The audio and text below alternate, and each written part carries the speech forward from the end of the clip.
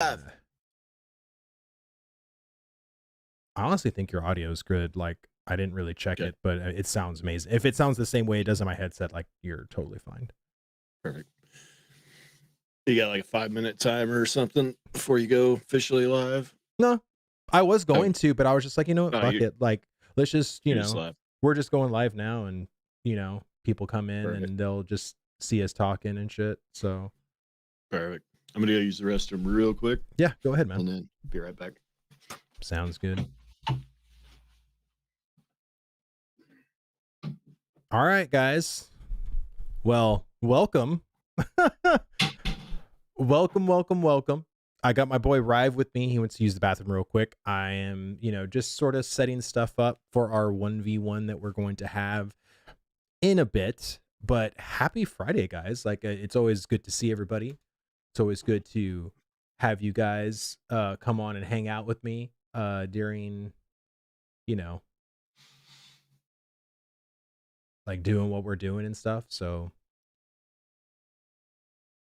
and go here. Why is my bit rate not good? Let's go here to YouTube. That Vladis guy is live.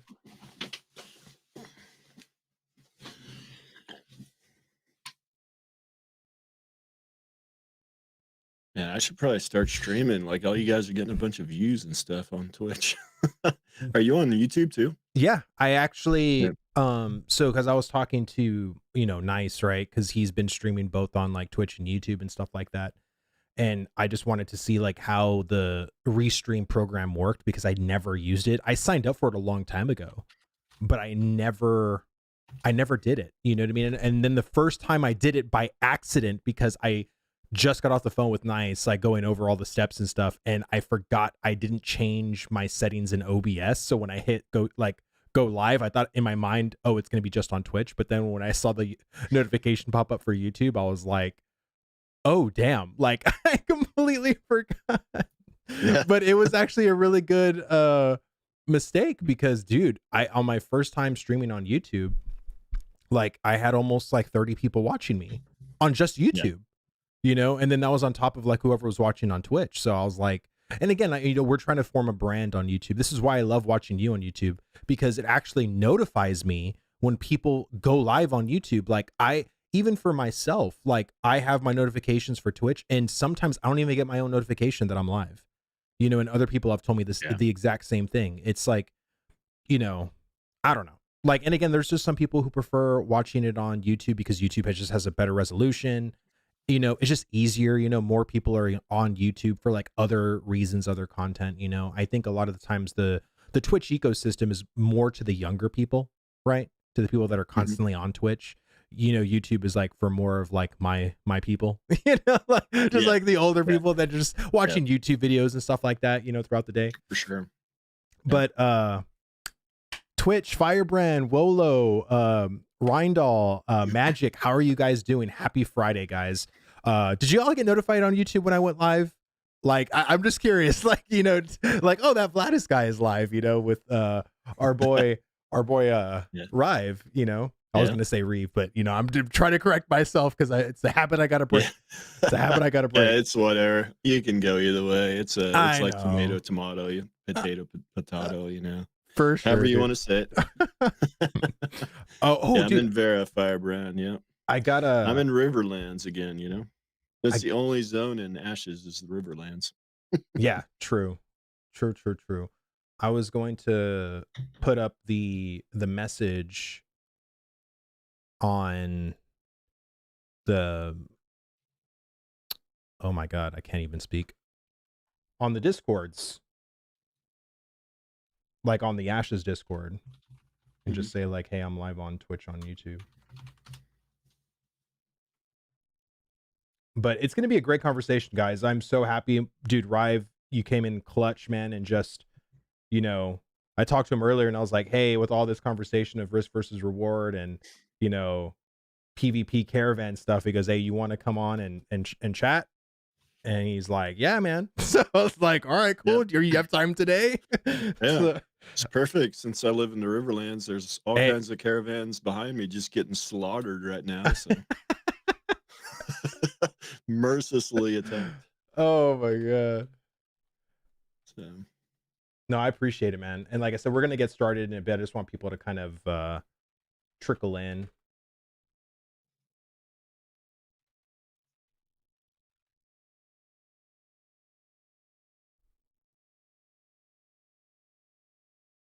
so you What's gonna up? have another kid after this one, Vladis? Dude, don't even talk to me about that right now, man. don't don't Sore subject there. it's like I told because I do want more kids, but it's like I feel like that's asking like a pregnant or not pregnant woman, but a woman who just had a baby the next day, being like, "Hey, do you want to have another one?" Yeah, let's do this. I kind of feel like that. Um, what I put in the parentheses and everything. Why is it not letting me put it on YouTube or on the Twitches or on the Discords? You know what? Screw it. I don't even care. I don't even care. If people want to watch, they can watch. All right. Guys, again, appreciate you guys being here. We're about to get started in a bit. There we go. Okay. Dude, so that's the other reason why I'm really afraid to have another baby because in my family, twins run in the family. On my wife's side, twins run in the family. And Oh so no. yes, and that's like, oh my God, I couldn't even imagine. Like in any family that has twins or triplets or whatever, my heart goes out to them because I can't imagine the kind of, oh my God, just like frustration, enjoyment. Like you get all the emotions, but just like there's just sometimes as parents, right? Like you feel like you're failing. Like I felt like that so many times, like as a dad, where it's like my kid is crying and I can't console them. I've done everything. I have no idea what to do. It's the worst feeling in the world when Yeah. that happens. And that's happened to me multiple times. And it's just like Yeah. to experience that over and over and over again is just like Yeah. the worst. Makes you feel a little inadequate. Yeah, I've been there. Oh, I know, dude. I know. Okay. So you guys, you ready to go, Reeve? Just get started. Oh yeah.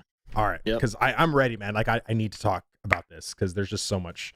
There's just so much to talk about, and I am. People, Or go ahead. people going to be talking about caravans until Alpha 2 at this point, it I seems know, like. dude. So. It's gonna be real, 100%. Yeah. All right. So let me see if I can get my record button going, and I got that. And all right, so getting recorded in 3, 2, 1. Hey guys, welcome back to the 1v1 podcast. I am your host, Vladis, and today, for the very first 1v1 of the year, I have a very special returning guest. He is our boy and yours, Ryve Genesis. What is going on, man?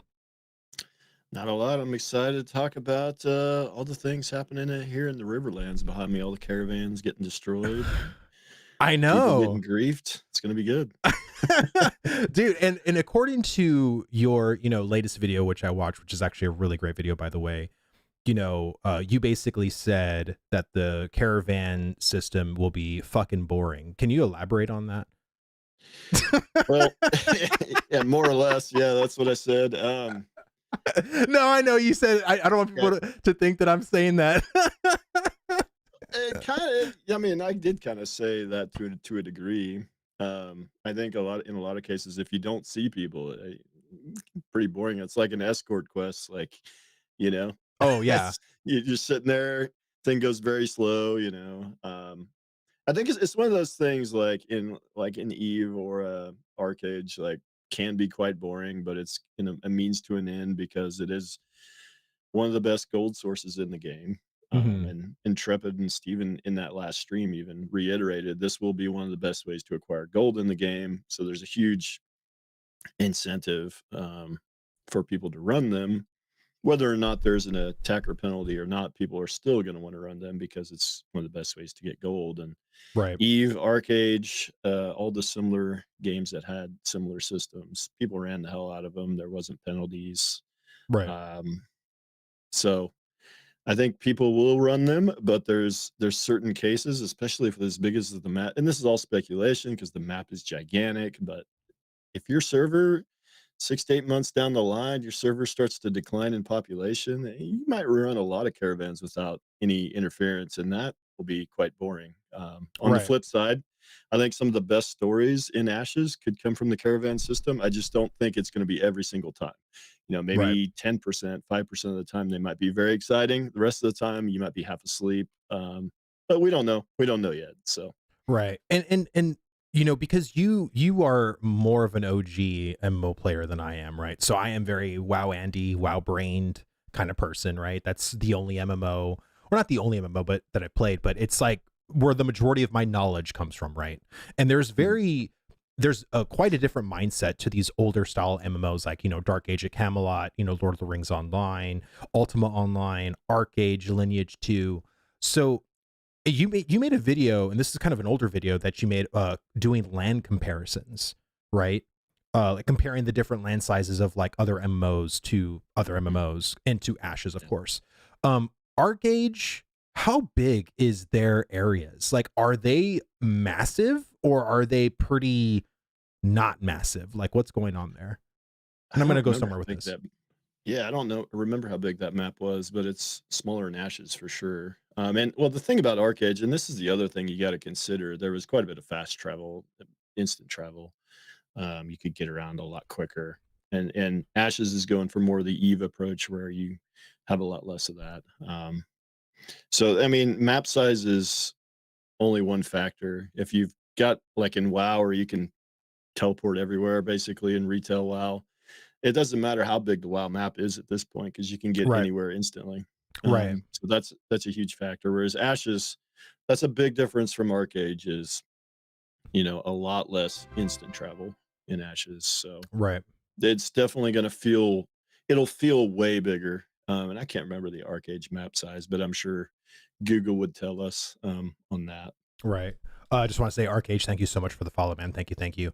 And guys, just so you know, when you guys see this on YouTube, I am live right now on Twitch and YouTube. I usually go live on Fridays at 7 p.m. Central, but today is a special day because we're doing a 1v1 live. I haven't done a 1v1 since like God December, man. So it's been a minute, and I'm so glad to do it with my boy Ryve. Now the reason why I brought up the whole land thing, Ryve, is because Ashes is going to be this mammoth of land on both sides of the continent. The chances of you running into a caravan naturally could be quite small. Now, there could be outside factors, of course. And again, this is all like speculation. Of course, we're all kind of playing the game on paper at this point.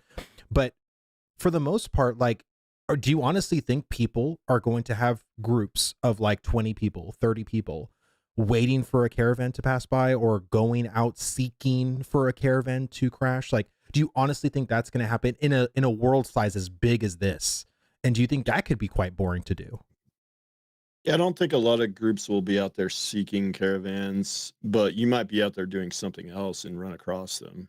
And I think Right. that's where you'll attack. But I don't know that there'll be groups specifically seeking them out, unless they have intel that there's a bunch of caravans going to be out and about. Because Right. I think your time is probably going to be better spent doing other things versus, I mean, you could run around for an hour and not find a single caravan and just wasted an hour. Right. There's a lot more people on Ash's servers than to server-based games had in the past, so maybe that will offset the size of the map because Hmm. there's, 50,000, registered accounts and 10,000 concurrent. Um, so maybe it won't be as bad as I think, but Right. with the size of the map, I do wonder, how often you're actually gonna run across them naturally. Right. And Um, or go ahead. I'm sorry. no, it's basically it. Okay. So like, and this is why I feel like, not saying that my stance is changing. Like, I do feel like, and just like there may be a need for attackers to have more penalties. But if it's already going to be a rare thing to encounter a caravan, and then not only that, but if you are just like with your group of like 7 people and you come across like a caravan that has like a group of like 30 or 40 people, right? Like a guild that's just transporting their caravan point A to point B, and you just happen to see that, is your guild or your group of 8 then going to try to take on a group of 40 people, or then try to get your group, like, you know, your guild or whatever, put out an SOS and be like, hey, there's a caravan over here, you guys head over here, there's no fast travel? Can that happen organically? Maybe, maybe not. And that's the thing I've been kind of trying to really think about myself, right? Is the fact that like there may not even be a need, because honestly, even from the Arc-Age people that I've talked to, like on Discord, attacking caravans happened pretty rarely. And when they did happen, it was fun. Like it was like one of those things where intel did get leaked and you did know a certain guild was putting out a caravan. You did have an idea of where they were headed. And it was a great battle. But like I said, like 8 out of 10 times, you did your caravan runs very successfully. And there was many people who did caravan runs in Arc-Age by themselves. There was no one helping them. They literally ran the caravan by themselves and got to their destination no problem. So I don't know, like I the more I've thought about it, I feel like it's not really going to be the issue that people are exacerbating it to be. You know what I'm trying to say? Yeah. You hear that, Zillin? See in the audience. Oh God. See there? He's probably still watching Q. I know. But yeah. No, I don't know. I think my biggest thing is I just want to wait till Alpha 2, because I don't want Intrepid to have to do any more than they already are having to do. Right.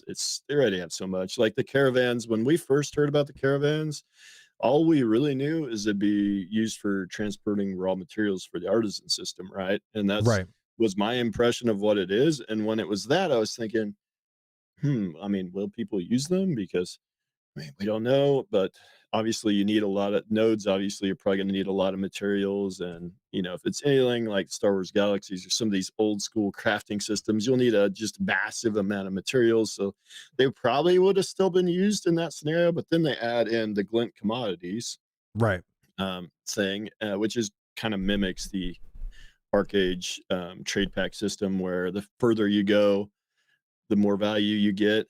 And that's one thing is like, I don't know, they haven't said this, but will those only be allowed to be transported in caravans? Because if they make it that way, then caravans will definitely be used. But if you can transport those on your person, then that might reduce. And then the node commodities, they added that as well. And that, from what I understand, and maybe I'd have to go back and reread the wiki on this, but I'm pretty sure those can only be transported in caravans. And if that, you know, so that's, you got all these new things they added into caravans, and every system they add in, that as they extrapolate on these systems, it's always like super complex. And the game was complex to begin with, but each individual system, there's just all these new things we're seeing in there. So I think there's a lot of reasons to run caravans. Probably first and foremost, I think, is the glint commodities.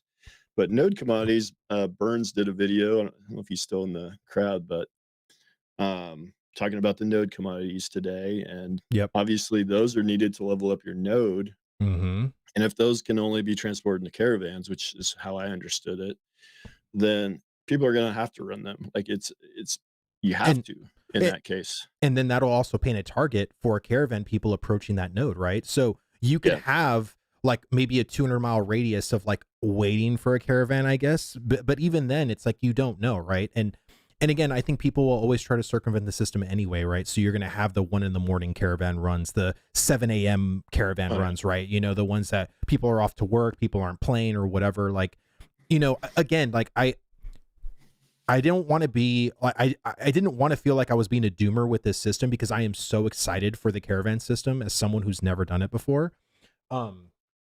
The other thing about it too is if Ashes or Intrepid could force us to do these caravan runs, I think Alpha 2 might be an inaccurate representation of the system. Because, and guys, I really want you to stress on this, is we're going to be limited into the amount of lands we're going to be. So everybody is literally going to be focused on the Riverlands, or into the San Squal Desert, or into, these areas, right? So we can't go anywhere else. We're not being able to go on the other side of the continent. Like, and then so people are going to be running all of these caravans in a very concentrated areas. So you are going to be seeing caravans a lot, right? And so Mhm. you might be able to, get a group together of just attacking caravans all day in the alpha 2, but that's not really going to be representative of the live product of once people are on both continents spread out, doing all the things they need to do, right? um I don't know what your thoughts on that. I mean, because I feel like certain people are going to be very much doomer during the alpha 2 with like the attackers. Yeah. Yeah, I don't think it's gonna be a great representation at all. I don't think we're even gonna have a castle, at the beginning. I don't think a lot of stuff's gonna be there. And the bigger guilds, maybe they're spread out across the like 3 or 4 nodes that exist at the start. And so in that case, it doesn't matter about the distances because if you've got people in each node, you can say, hey, they're leaving with caravans from Miraleth heading to Winstead, and the Hmm. people at Winstead can go intercept them, things like that. So I think, yeah, and I think people are gonna hopefully people attack in Alpha 2. I think that would be the ideal scenario because then we'll get more data, right? And they want Right. data to be able to see, what's going on. And if there's not a lot of other content, that's the other thing. Like there may not be a lot of content at the start. Caravans we know will be there. Right. So people might just get bored and start attacking just off Caravans. that. Just bored. Yeah, so I'm just gonna attack them. Right. So yeah, I think, and then what they could end up doing is overtuning the caravan because the caravan itself is kind of like a rolling tank. It's got a shit ton of HP. It's got this huge knockback spell. It's got the healing Right. spell. It's a force multiplier, is what I said in my video. Right. Um, so what if they overbuff, the caravans and the defenders? Maybe they give the defenders like a huge buff for being in the defending party, and maybe they do an attacker penalty, and then we get into the real game, and then that's overtuned, the wrong direction. Right. So who knows?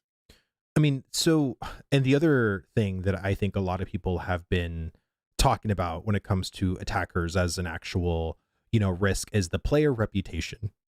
This is something that, you and others like Nice Gaming have also mentioned.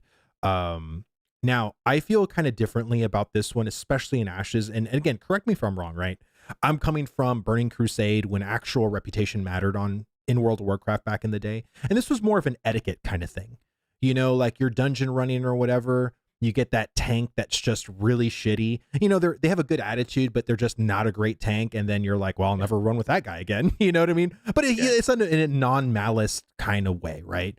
But then you had your trolls. You had like the mage that would want to get invited to a group to just blink and body pool all these people to kill everybody, right? Like, and then you had that person, and again, like it was habitual. It was like, and then you just started talking. Just that mage man? Like, does he go in the into Ragefire Chasm and just body pulls everybody, or he goes into And it's like, yeah, that mage did it yeah, to me too. And so it's like that reputation starts to yeah. develop. It starts to go out through your server because back then there was no instances of or not shards, I should say, Mm, of different people in your server. Like everybody was all on the same shard. It was all just one server, so people got to know everybody pretty well. But it took time. And this is the yeah, thing that I feel like when I have this conversation about player reputation in Ashes, it's like people think, oh, if a person kills my caravan once, I'm gonna write their name in a book somewhere, and right. like they're now labeled forever damned, as a bad player because they attacked my caravan. Like I mean, what do you think about that as far as player reputation? Like how long of a troll do you need to be for it to actually be kind of instilled on your server that this person is just bad news? Like, you know what I mean? Like, how long does that take? Yeah, I mean, I don't disagree with you on that point. I know it'd be a lot more exciting if I did, but No, it's okay. But yeah, it really depends. Like if let's say you put a huge amount of value into your caravan, obviously that's going to sting more, and you might remember, who did that. But obviously you're going to defend that, hopefully, with a good amount of people. Hmm. I would say like a lot of times you're not going to send 40 people to defend your caravan. It's going to depend on the value that you have in that caravan. So Absolutely. if you have, and if that case, it's not going to be one singular person attacking you, and so it might be a singular guild, and then maybe you'll remember that guild. Right. But, 40 people versus 40, unless you're recording it or something, you're not obviously gonna remember all those people or look through your combat log or something, I don't know, Right. uh, but yeah, it's And especially if I it's a I would agree with you on mishmash. that. Yeah, and, like, I couldn't tell you people that stole trade packs from me in Arcade, like, I mean, Right. in most cases, it wasn't that big of a deal. I mean, it sucked, but you forget about it and you move on.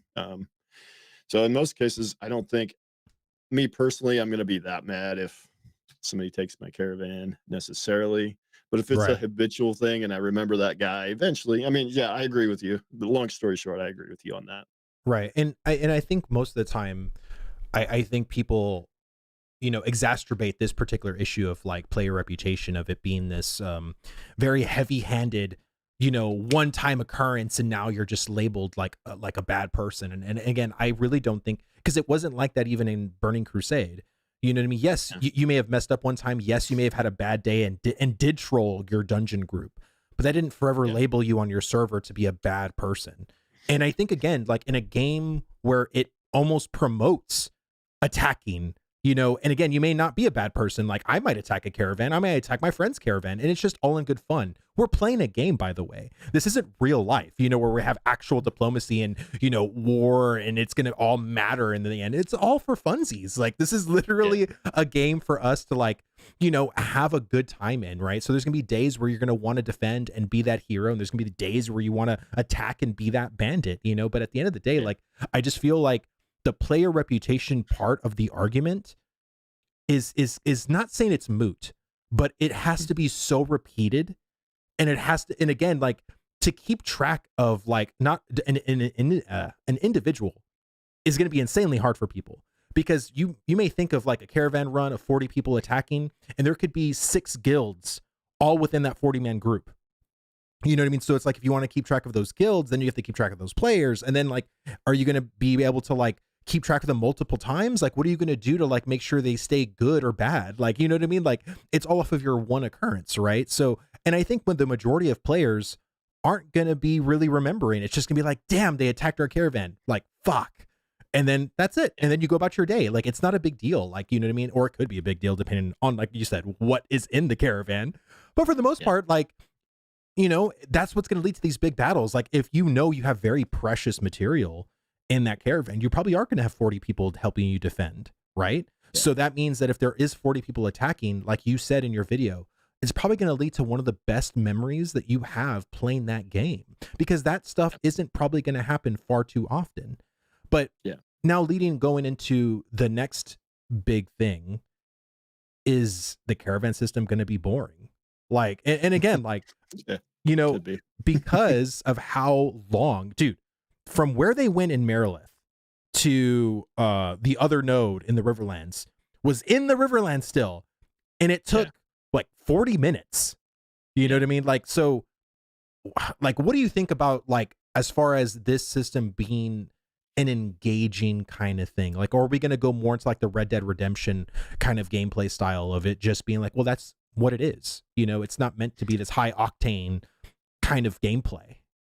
Yeah. Well, I mean, I hope they make some ways to multitask while you're doing it. Like Right. maybe have some routes where, like, there's some good gathering materials if you take this certain route through the woods. So at least you can get your gathering leveled up and get some good materials as well there. Or I don't Hmm. know, like because yeah, I think in many cases, I think it is going to be boring unless there's PvP. You know, Right. and we don't know. Like we can look at Arcade, we can look at Eve, and yeah, not a lot of attacking of the trade packs in Arcade. However, we can't say that about Ashes yet. It could be a free for all, Hmm. for all we know. And if it's a free for all, then reputation doesn't matter because if it's a free for all, everybody's attacking, so nobody gets a bad reputation in that Hmm. scenario. Um, so yeah, I don't know. It could be quite boring unless PvP is somewhat frequent. Hmm. So if you discourage attackers, then obviously the frequency goes down, and then there's just very boring. So I don't know. I don't know. I think, like I said, I think defenders have a giant incentive to do it. So I think they'll still run them, Hmm. but if it ends up being a free for all because of the tremendous amount of value that could be in that caravan, then Right. it could be it would be exciting in that case, but then the opposite is quite boring if nobody attacks. So finding a Right. balance is tough. Like it's It going to be is. tough to find that balance.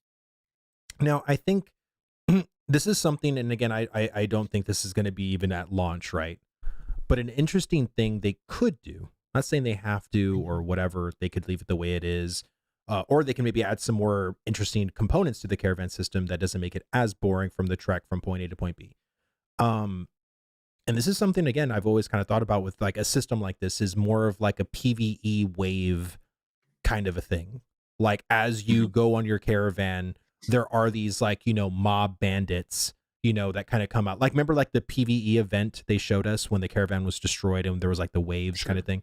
Like so like as you're going through, trekking along to kind of keep it engaging, you'll have like a wave every now and then of like mobs that try to attack your caravan. These aren't players, you're just like PvE kind of things to keep the monotony of things happening or whatever. And maybe there's like an RNG chance of like maybe certain rare mobs that you come across that are valuable, to the economy or whatever. So not only do you want to be running caravans because of what you're transporting, but also of like due to the waves that could be coming in that, could be like, oh my God, this is like a super rare like monster that we need for its skin or for its drop or whatever, right? Like, and Yeah. again, it's not saying they have to do this, but all I am saying is like, you know, something to kind of keep you engaged as a player. You know what I mean? Like, and what are those things that could do that? I think that's a good idea. Have events tied to it. And maybe Hmm. even have like mobs that only spawn during the caravan to where you kill those mobs and get materials. That's the only way you can get that materials. Those materials kind Mm. of like kind of like they're doing with the what are they called? The corrupted areas where Yes, the you corrupted only get areas. yeah, maybe something like that. Maybe certain not corrupted areas, but something kind of like that where you can get certain materials. So it'd be something different and maybe have it randomized where it's not the same exact event every single time. If you go Right. from Mirrorleth to Winstead, it's not the exact same event every time. It's Right. something potentially a little bit different. Maybe one time you get like a mini boss that you have to fight, another Right. time you get a wave attack. Right. They did kind of like hint at that in the first caravan stream where you had the tree falling over. I don't know if that was staged or an actual event. It looked more staged to me, but um, I would even things like that would be nice to see. I would even be cool with world bosses, with world bosses patrolling certain areas. If they see a caravan, they go for it. You know what I mean? So it's Yeah, like, oh my God. Like imagine because I think what would be a really cool touch is almost like, kind of like Metal Gear Solid, where it's like, what was that noise? So it's like if yeah, you were going through the Riverlands and you saw, Tumok, and he's like, what's that noise? And then he hears that noise, and then he goes and he starts running towards your caravan like freaking Attack on Titan style, and just like kicks it into oblivion. And now you're dead. Your caravan's like spread out everywhere. All your materials are gone. Like, I think that would be pretty badass. So it's like now you have to yeah, kind of even watch out for some of the world bosses. What if a dragon was flying overhead and then just started like, oh, there's a caravan there and just like breathing fire, you know what I mean? Like, kind of making your caravan run more interesting, you know what I mean, to that yeah, certain extent. Maybe there's world bosses that only spawn and are activated because of a caravan run. You know what I mean? Like that yeah. would also be kind of cool too. Yeah, maybe have I don't know, just pulling stuff out of my ass really, but I I mean, could so am have I. That's what I'm doing. multiple like seats on the caravan and you could play some card game on the caravan or something like that. Like just Oh, something to make dude. it it'd be nice if nothing else, just having multiple seats on the caravan so that your defending party doesn't have to walk the entire way would that would be kind of nice. Oh man, dude, I didn't even think about that. Actually having like a parlor game, like parlor Yeah, games inside the caravan. So like if you and like yeah, let's say even like an 8 person group, right? Which is like a regular group in Ashes, right? So your 7 other people are inside the caravan and they're all playing like poker, some kind of an Ashes yeah, game that's there to kind of keep it interesting or whatever. Like I think that would actually be pretty yeah. fun. Um Just writing some limericks or something there in the caravan. now I don't know if this is possible. But can you get like once you are on your caravan and you started your trek, if you're going somewhere and you see like if you're let's say you're by yourself and you see like a whole thing of ore, that's there, right? Like a vein. And you're like, oh my God, this is too good to pass up. I'm a miner. Can you get off of your caravan run? Like, can you like dismount the caravan and have it stay there so you can go and mine the ore? And if that is possible, could someone potentially like a rogue get on your caravan and now they're the driver? Could that Yeah, happen? they said you can get off of it. I remember in that one stream they did say you can get off, and if you stay off it for a certain amount of time, it'll despawn. So, and then another person can get on it and drive it for a little bit, is what Steven said in one of the Q&As. That's going to So be so yeah, interesting. yeah, yeah, that would be interesting. Because could you imagine like if you were a rogue and you were just stealth and you were like following this caravan and you're hoping for them to stop and they do stop somewhere to like get something and you can literally just like go in the driver's seat and now it's mine? Like, you know what I mean? Like, I think that would be so funny. Like if you could do Yeah, that, but for going like 3 miles an hour, like I don't really think it's going to be yeah, like, you know, because I think the other kind of, at least the present issue for me is that I think the caravans are way too slow. Like, I don't know how yeah, you feel about that. And again, this is at a base level that I think that of what, so this is just my kind of way of thinking. And I know in the first caravan showcase, they said this was not base level caravan, that was actually the guy behind Steven, which I think was Trad. Poor yeah, Trad, because yeah, God, so I think the base caravan should be Steven's speed in that showcase. And then tier 2 or like let's say tier 1 materials make it faster than that. Like I think the base speed needs to be whatever the speed was that Steven was at, baseline, yeah. like with no components attached. But man, like I don't know, like I feel like how fast would you want a maximum caravan to really go? Like, you know what I mean? Like, would you want it to be like Red Dead Redemption where you're just like flying through the freaking, woods and shit, It would make it obviously less boring, but I think it True. can't be faster than Run speed? mounts, Oh, mounts. Oh, okay. because obviously then attackers really would have a hard time killing it.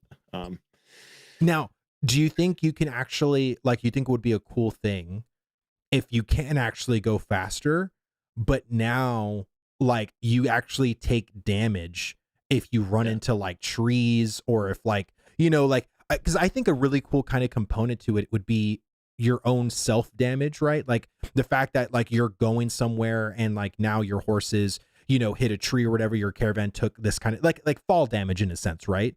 So if you are reckless, driving and you're going fast and you're like hitting stuff or whatever, you could potentially like explode your caravan because of your reckless driving. Like, do you think something like that could actually be kind of interesting?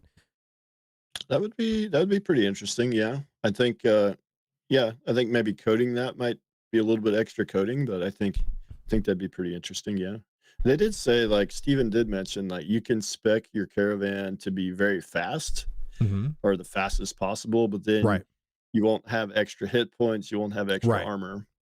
Or you can spec it to be very slow but have a lot of hit points and armor, or you can kind of Right. mix between the two. But so we don't know how fast they will be, but I suspect most people are gonna spec for speed, Right. um, because of how big the world is and how slow they go baseline. So, but either way, I think they do have to be slower than mount speed. Otherwise, they're just never gonna be destroyed unless you head it off, unless you run into it going the other direction, then maybe you could. But with the amount of hit points they have, if they can just outrun your run speed, like I don't think you'll ever kill it. So Okay. Well, there was an interesting, Asmongold has been reacting to Ash's content now for about 4 years now, since 2020. And his take on the caravan system was actually quite interesting. I don't know if you saw his video reacting to it or his kind of takes on there, but and this was just something that I actually suggested to Intrepid, and they did it.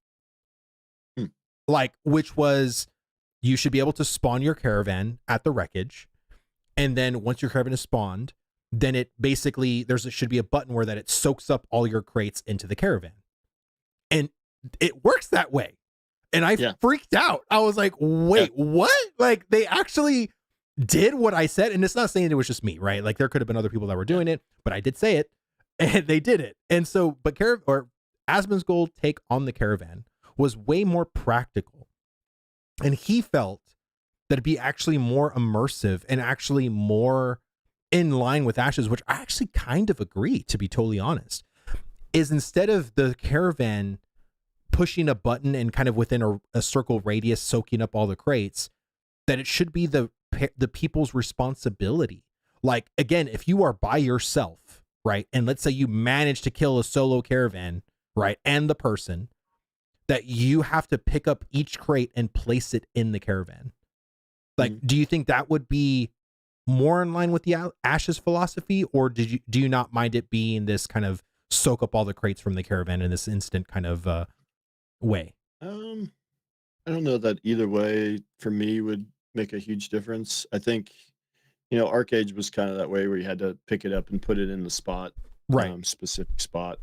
So yeah, maybe that would be a little bit better. I kind of like it. I kind of like your way better. The big Right. AOE, Yeah, me pick too. everything up at once. Yeah. I am so glad that Intrepid did that. And again, like, it's very refreshing to me. I'm sure for you as well, like being a content creator. And also, by the way, if you guys have not subscribed to freaking Ryve Genesis on YouTube, That's right. how Yeah. dare you? Like, seriously, right. like, I'm gonna Greta Yeah. Thunberg you right now. How dare you? Hell yeah. Like, That's because right. hey, Yeah. and also congrats, bro, because he just hit 2K subs on YouTube. Like, seriously, Yeah. like, my boy Yeah. has been pumping out content for not only just Ashes of Creation, but for MMOs in general. Like, so go watch his stuff because it's awesome, and that's why he's here with me talking to me about Ashes. Damn stuff, right. so. Yeah, that's why I like you, Gladys. Oh man. But okay, so another thing that I think was actually kind of the star of the Caravan showcase was also this transition of land to water. Now, I want to say something for Intrepid before I ask you for your take or opinion on this. Way to go, guys. Holy shit. Yeah. Like, first of all, as someone who has never experienced this system, seeing the transition, and also it's because my fear for this transition was that you're going to be able to do it anywhere. Like, if you see a body of water, you can just put your caravan there and start the transition period. But for them to say that there's only like specific beach locations that you could actually start this transition on, like, I have to just give it a little golf clap, because I think this is so perfect. And even in its early design, like, like, this is the shittiest it's ever gonna look. Yeah. Wow. Like, the transition looked clean as hell. Like, first off, it's like, fantastic. it looked so damn good. And I know people have been like, and myself included, like, I have been wanting to see anything naval related. So this is kind of like our teaser trailer, so to speak, of naval warfare or just naval gameplay in general. So, Ryve, what did you think of like the current system? Like, with, it's because I thought it was going to be more with like the wind and stuff like that. But, maybe that's another system that hasn't gone through iteration yet, or maybe that is going to happen, or maybe that's going to be more so for the actual naval stuff, like out in the sea. But like, what did you think about the whole transition? What did you think about like the current, kind of helping it along the way, like the way it turned and moved? Like, what did you think about it? The transition was a little slow. Okay, I would say that's fair. Caravan being, and that was sped up, by the way, too, from what they said. Yeah. Caravan, yeah. And then the naval caravan moving slower than swim speed. A little awkward to me, because they were able to swim and catch up. Right. I get maybe why they did that, because obviously attackers, if it's a little hard for attackers to maybe catch it in that regard. Right. But just a little bit of the animations could be a little better, because it's got a sail, but it looks like it's got it's moving like a motorboat, it's kind of Right. But other than that, I mean, just like little small things like that. Other than that, I think it's fantastic. I mean, Yeah. I think it was one of the highlights of the stream for me. And naval is, to me, one of the systems that I just can't wait to see. I don't think they have much done on it yet, but I can't wait to see it once they get it done. Yeah, and I think, again, and this is also, people want like Sea of Thieves and Ashes of Creation. Well, guess what? It took Sea of Thieves almost 4 or 5 years to make that game into what it is.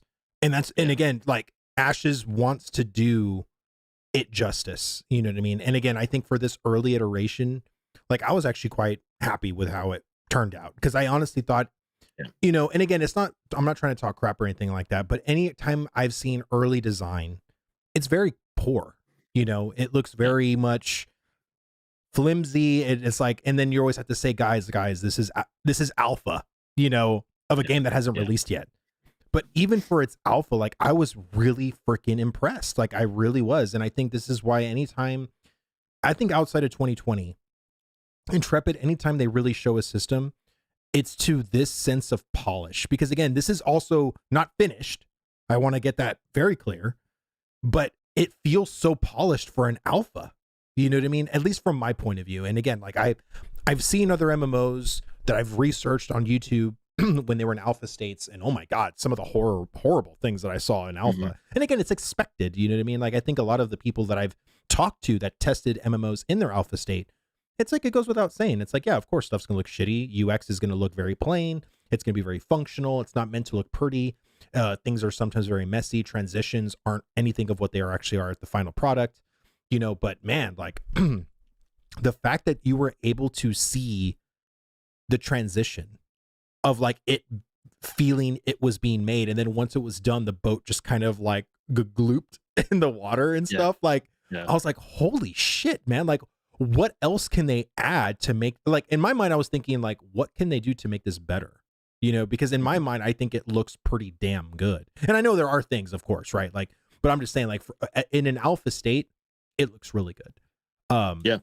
The other thing I also want to take into the whole consideration part is, like, are there going to still be abilities in the naval transition part? Because I don't know if I remember seeing a speed boost, or if there's going to Mm. be a repulsor ray from the actual naval part of the caravan, because we saw that during the actual like land transition.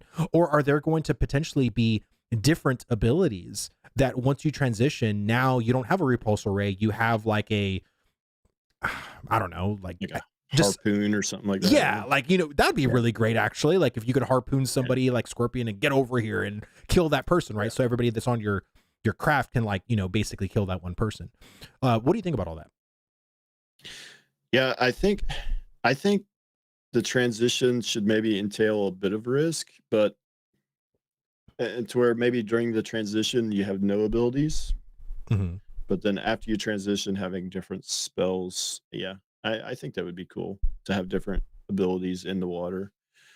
Guild Wars 2 kind of did that. Like they had to like your ability bar would change when you went underwater. So Right. having that would be, I think that'd be a good flavor to add to it. I guess I don't know like what the major benefit is of going on the river, other than maybe it's faster, especially with Right. the currents. Right.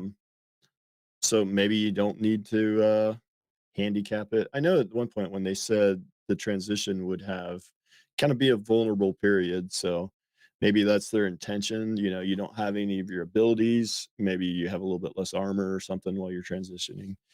Right. But yeah, I It's love that idea. I love having different abilities in the water. I think that'd be great. I mean, the other thing too is like how, like, what happens if you destroy somebody in chat was saying, like, what happens if you destroy the raft caravan?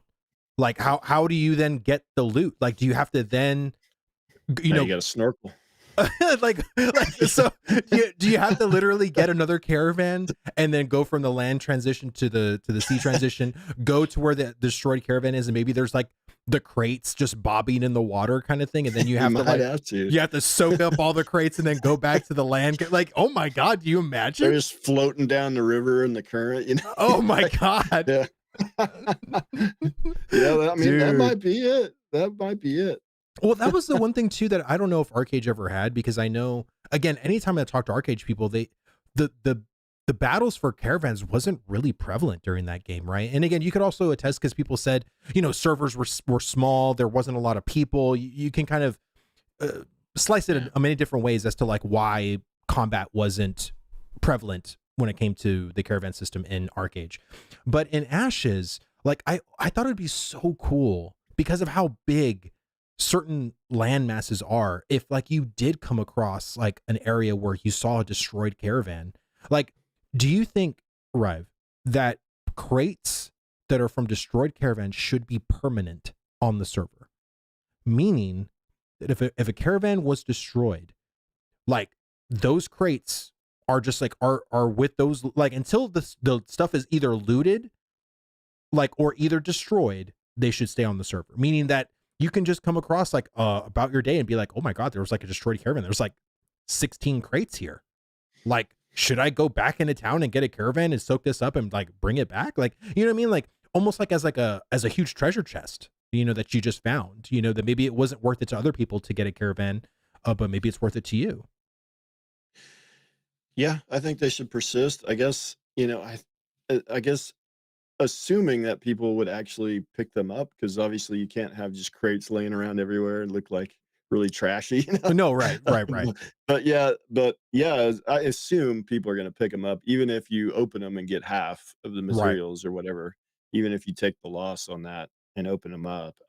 I'm assuming people are gonna maybe have a long, long cooldown just in case, like, people decide not to pick it up, um, so that you don't have stuff laying around everywhere. But yeah, I think that's a good idea. Okay. And so, like, now that we're kind of done with the January showcase, which was the whole PvP, and also let's talk about that for a little bit. What did you think of the actual combat going on? Do you feel like the combat has gotten better? Do you feel like it's just a little bit more of the same? Like, what did you think about the actual like animations and the flow of combat? I really like the combat that they have. I mean, to me, and that's what I've said in all my videos covering the combat. I think to me it really resembles Guild Wars 2 and maybe a little bit of Arcade, which I think are some of the better tab systems out there. Hmm. Especially with the projectile collision and the dodging and active blocking. It's a little bit more than tab. It's kind of like tab enhanced Right, to me. right, Um, and Guild Wars 2, if people didn't play it, like, it had really fantastic combat, and it was tab, but there was definitely a fairly high skill cap despite right, it being tab. right. So I love the direction. I love the animations. There's really nothing I can say negative about the combat, and I'm probably an outlier on that. It seems like there's a lot of negative Nancy's on the combat, but and I really like it. I That's what's keeps me excited about Ashes, as I think they're on the right track with combat, which for me is an important system, and I think for a lot of people it is. Um, Oh, I your yeah, no, yeah, I loved it, man. Like, I think, and the one thing Yeah, that a lot of people really didn't take note into until they actually like put a post on this was the whenever you saw an enemy, you didn't see their HP level. Like their HP level was completely hidden, and all you saw was like little blocks, right? So like it was cut up in fourths. So yeah, like once you took off like 25%, now they're at 75%, but you don't know like, well, how long is it going to take for them to go to 75% to 50%? You know what I mean? Like, and I love that. I also feel like too, when it comes to combat in Ashes, I don't think you should be able to see the class they are until mhm, they execute a class defining ability. Meaning, right, if you saw somebody that was wielding a bow, you might assume they're a ranger, or they could yeah, be a cleric with a bow. You know what I mean? But yeah, until they do like a class defining ability, like only a cleric could heal, right? So now yeah, their cleric nameplate shows up as a cleric now because they did that ability. But I think it would be such a cool element of surprise, not knowing, well, what class is this that's coming up? Because if I'm a rogue and rogues are rock, and there's a person coming up and you're hoping they're a cleric because they're scissors, yeah. but turns out they're not a cleric, it's actually a fighter, and you're like, oh damn, I like fighters like destroy me usually, like, you know what I mean? Like, I think that kind of an element of surprise is just, it keeps PvP spicy to me. Because if you're just gonna Yeah. like, if you're going like on a road and you're just passing each other, you just pass someone that you have no idea what class they are, you have no idea what HP they have, like it's just unknown. And I kind of like the unknown factor about it. Like, what do you think about that? Um, at first, I wouldn't. At first, I wasn't super excited because I like having all the information available, but Right. I'm kind of moving your direction a little bit, and like Okay. games like Guild Wars 2, where Guild Wars 2 removed, obviously add-ons, and obviously cast bars was a big one too. Like, Oh yeah. and wow, you see the cast bar and you know exactly what they're doing. You know their class, you know their HP, their Right. mana, everything. Right. So it required you in Guild Wars 2 to learn animations, to Right. know what's coming. And some of the big spells have big long wind up animations. So you, in Ashes with the active block, you'll learn which animations you need to use your block on and use your dodge for and things like that, and use your counters and your defensives. And so I think that adds a skill element. So Right. less granular, I think can be very interesting as long as there's still some way to kind of learn what's going on, fairly quickly.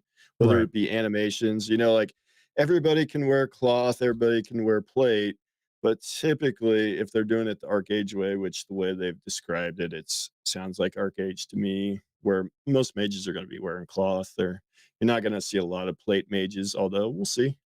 So a lot of times you see somebody wearing cloth, they're probably going to be a caster of some sort, which Right. narrows it down to like three base archetypes, basically in Ashes. So, I kind of and want, then, at least for me, like, and again, this is coming from my WoW brain, right? So I kind of want into like the main stat, right? So if you're a cleric or a mage, intelligence is probably going to be the stat you're going for. Mhm. Intelligence, and I think they're going the light, medium, and heavy armor approach. I don't know if they're going the cloth, leather, mail, plate approach. I don't know. I think they're going the more light, medium armor, medium and heavy armor. I Yeah, want yeah, those three types to have intellect on all of them, like to where the main stat, like because I think the true gameplay of the what gear you wear is dependent on the kind of content that you're trying to tackle. So, mhm, as a tank, if you're going into an area that has like almost 80% magical attacks, then you would see a tank in cloth armor because cloth armor should be more resistant to magical attacks. Medium armor should be more of like a jack of all trades, kind of like a 50-50 towards magic and physical. And then heavy armor should be more physical damage approach, but towards magical attacks, it's actually, more potent, right? Like that's yeah, kind of the approach I've always thought gear would be in a game like Ashes of Creation, because they even want resistances to even be a thing in this game, which, coming from WoW or the classic WoW era that I came from, like that was a yeah, whole thing. Because if you yeah, didn't have your fire resist, you were screwed in Molten Core. Like people yeah, didn't want to take yep. you, you know what I mean? So it's a Yeah, huge thing. I remember farming, like, what was it, like BRD or something, just for like some green fire resist gear and stuff Oh like yeah. that. And the original vanilla. Yeah. Right. So we didn't know what the hell we were doing, so we all had to have a No lot of idea. fire resist back then. So Yeah. I mean, I think gear is going to play a very interesting role. I think the fact that you're going to be able to wield any kind of weapon is just, it's a very interesting dynamic in a game that I've never experienced before. And so, yeah, like, for me, I think if I am a cleric with a bow and I'm trying to, convince someone that I'm a ranger, even though I'm not, it's very interesting, right? And it kind of plays into that PvP dynamic of like, oh, I think I know my enemy, but then surprise, bitch, like I start pumping out yeah, like, cleric spells and you're like, damn it, like this was a cleric the whole time. And because the whole time he was maybe doing basic combo attacks with his bow. So the whole time I was thinking he was a ranger. You know what I mean? And I think having, I don't know, the element of surprise to me is what I've been more thinking about lately, especially like off of the PvP showcase and stuff like that, because I think a lot of people, and I'm sure we can attest the whole PvE servers thing that people have been going on about, and if that should happen or whatever. But I think yeah, the more unknown a player character is, the more hesitant I think people are going to be to approach the system. Now, will there be hardcore PvPers that will engage in the system regardless?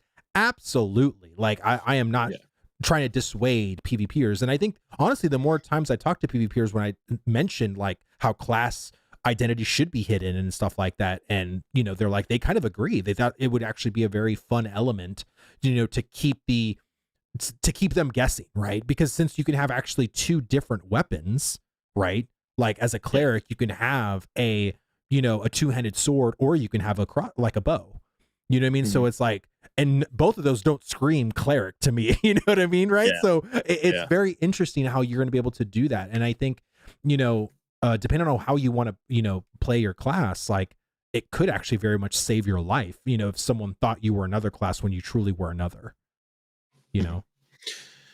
Yeah, I definitely hope that like build variety is like mages can wear heavy because and things like that, and mages could use a great sword and things like that. I hope that's a real thing. Because with the augments and how detailed the class system is, that would make for just tremendous amount of build variety, and then you would Mhm. constantly be running into a build like, "I've never seen a build like this before, I don't know how to fight against this." Right. And you're right, that makes it way more interesting, and games that had really deep class systems, that were always more interesting, and, like, Daok had a lot of classes, and classes that were specific to a specific faction, so, um that made it more interesting. And open world PvP, if you have a lot of build variety, it definitely makes it more interesting.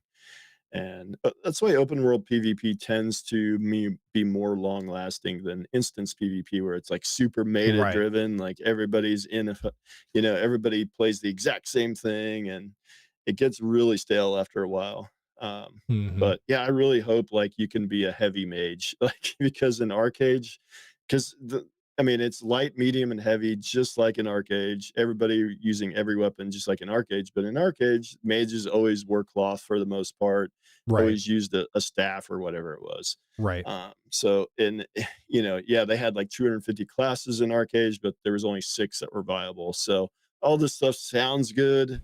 I really hope they make a lot of things viable so that it doesn't get super stale and everybody's just stuck. You have to play this or you're not viable type thing. And I think that really plays into why I'm so worried about the augmentation system because of the 64 class system that it goes based upon. And then also you have a weapon talent system as well, which, the showcase. And again, I don't really take that into any kind of a seriousness because it's very placeholder. It was just a vertical slice of get more crit, have a little bit of a combo change here. It was like when you broke down the tree, it was literally 3 different things. Like it wasn't Yeah. anything kind of crazy. Now, I've been playing this ARPG called The Last Epoch. Their talent system for abilities is fucking awesome. And Yeah. I was thinking to myself because I was talking to my buddy, I was like, dude, if Ashes could make their weapon talent tree very similar to the ability tree in Last Epoch, I will be a happy boy because there's probably over 40 nodes per Mm. ability, and you can't select them all. And there's some that have more than 40, but like I would say an average of 40 nodes, and you only get 20 points to play with in Last Epoch Mm. for the tree. So and it spiders outward. So you start in the middle, and then there's usually like 4 pathways or potentially 3 pathways. Some of you have 5 pathways to like start to go from, right? And then there's these capstones that actually transform your abilities even further in more radicalized ways. And I was thinking because of the weapon system and how every class can wield them, how interesting it would be to have a talent tree like that, because then you could really make your basic attacks fun and actually transformative and engaging on top of your actual abilities from your class. And I think Yeah. that's more or less like the kind of customization that I would really want from a game like Ashes of Creation, because I really fear, and I've talked to you about this, like that it's going to be very basic. Like Mhm. the augments is going to feel very basic. It's going to feel very bland, and it's not going to be to the degree of like someone like myself that really prides themselves in like class customization is going to really dig deep on. You know what I mean? It's Yeah. almost like an illusion of choice in that sense. I agree. I think you've got to find a balance. You can be too complex, like Path of Exile. Like if Path of Exile was a PvP game, which I mean there is some kind of PvP in it, but nobody plays it. But Oh yeah, no. you can never balance it because there's way too much customization in Path of Exile. So you can't probably have that much customization. Although I would love it as somebody that likes to have a lot of. I'm with you. I like to have a lot of customization, but for balance purposes, there has to be a limit, in No, PvP, absolutely. especially with high risk PvP that exists in Ashes. Like if there's like one class that's just dominant and people just re-roll that class for sieges, I mean, that's hopefully we can't have that kind of a thing. But yeah, too basic is a problem. A lot of MMOs, I think, modern MMOs, they've made things way too simplistic, and I Hmm. think that gets very. I'd rather be overly complex than too simplistic, Right. personally. Did you play Diablo 4 at all? I Or played like the beta, and I don't know. I'm not a big ARPG person, so I never did play okay. after launch. Well, I am I don't I never really liked the ARPG genre, but when I started playing roguelike games, which is very repetitive. I'm like, well, why? How come I like this, but I don't like ARPGs when it's also the same kind of game loop? It's very repetitive. So, but I Yeah. think honestly, I didn't find the right kind of ARPG. Like I played Diablo 4, basic ass customization. The abilities were just bland. Like I didn't like it. And then Path of Exile I tried, but it's way too much. And then it Too forces much. you to not change. Like if you make a decision, it's permanent unless you get like a Yeah. chaos orb, and those cost like a lot of money. So you're basically bricked if you make too many wrong decisions in Path Yeah. of Exile. I did So that a few times in Path of Exile. yeah, Yeah, I had to re-roll basically. just re-roll it, just make it clean. Yep. But when I've been playing the last epoch, which is I think kind of so it's like too hot, too cold, and then the last epoch comes out and it's just right. Because Hmm. like I said, it's very digestible in the sense of like the customization, but it's actually like satiable. Like meaning it's not so simple that it's just like whatever, I can make any decision, but it's digestible in the sense where you have a tree that you can see on the screen. You don't have to zoom out or, it's all huge and stuff like that, but everything is on the screen, and it's the decisions that you make are very like risk rewarding. I was like, golly, man, like I really hope that the Intrepid devs just look at the last epoch and just be like, man, this is actually a very interesting kind of way to present a talent tree. Because again, for someone who really loves customization, those trees, when it comes to the abilities, really like change and make it to where it feels very like a sense of ownership, right? Like where I make this like this fireball into now a plasma ball, and all of the little choice nodes that I've made, I've all kind of made my fireball into like this, like a lightning based attack now, with like Hmm. higher crit or higher crit multiplier or all this other stuff. When there's other nodes that don't really go to that build, you know what I mean? But Yeah. and I think that's the beauty of like a tree like this, is the fact that it's very much digestible, which is, I think, a lot of times in MMOs they make stuff feel like a snack, which of course like Mhm. you can't have just one potato chip, you're always going to want more. But I feel like the last epoch is like a freaking, what's that thing that people do, the bunkai, or I feel like it's not the right word, the muckai thing, like where it's like this smorgasbord of people just eating like all crazy. It's like Chinese girls do Hmm. it, like a lot of big YouTubers do it. Anyway, muck bang muck or Oh whatever. man. Is that an Anyway, OnlyFans thing or what's no, dude, it's never heard of it's this. no, it's a mukbang or something like that. It's where you get a whole bunch of food and you just start eating. Like I can't watch it because I get grossed out. That's like Path of Exile. Like Path of Exile is, it's Okay. just too much. Like you're constantly eating. And like honestly, like what really turned me off to Path of Exile is the kind of build that I wanted to play.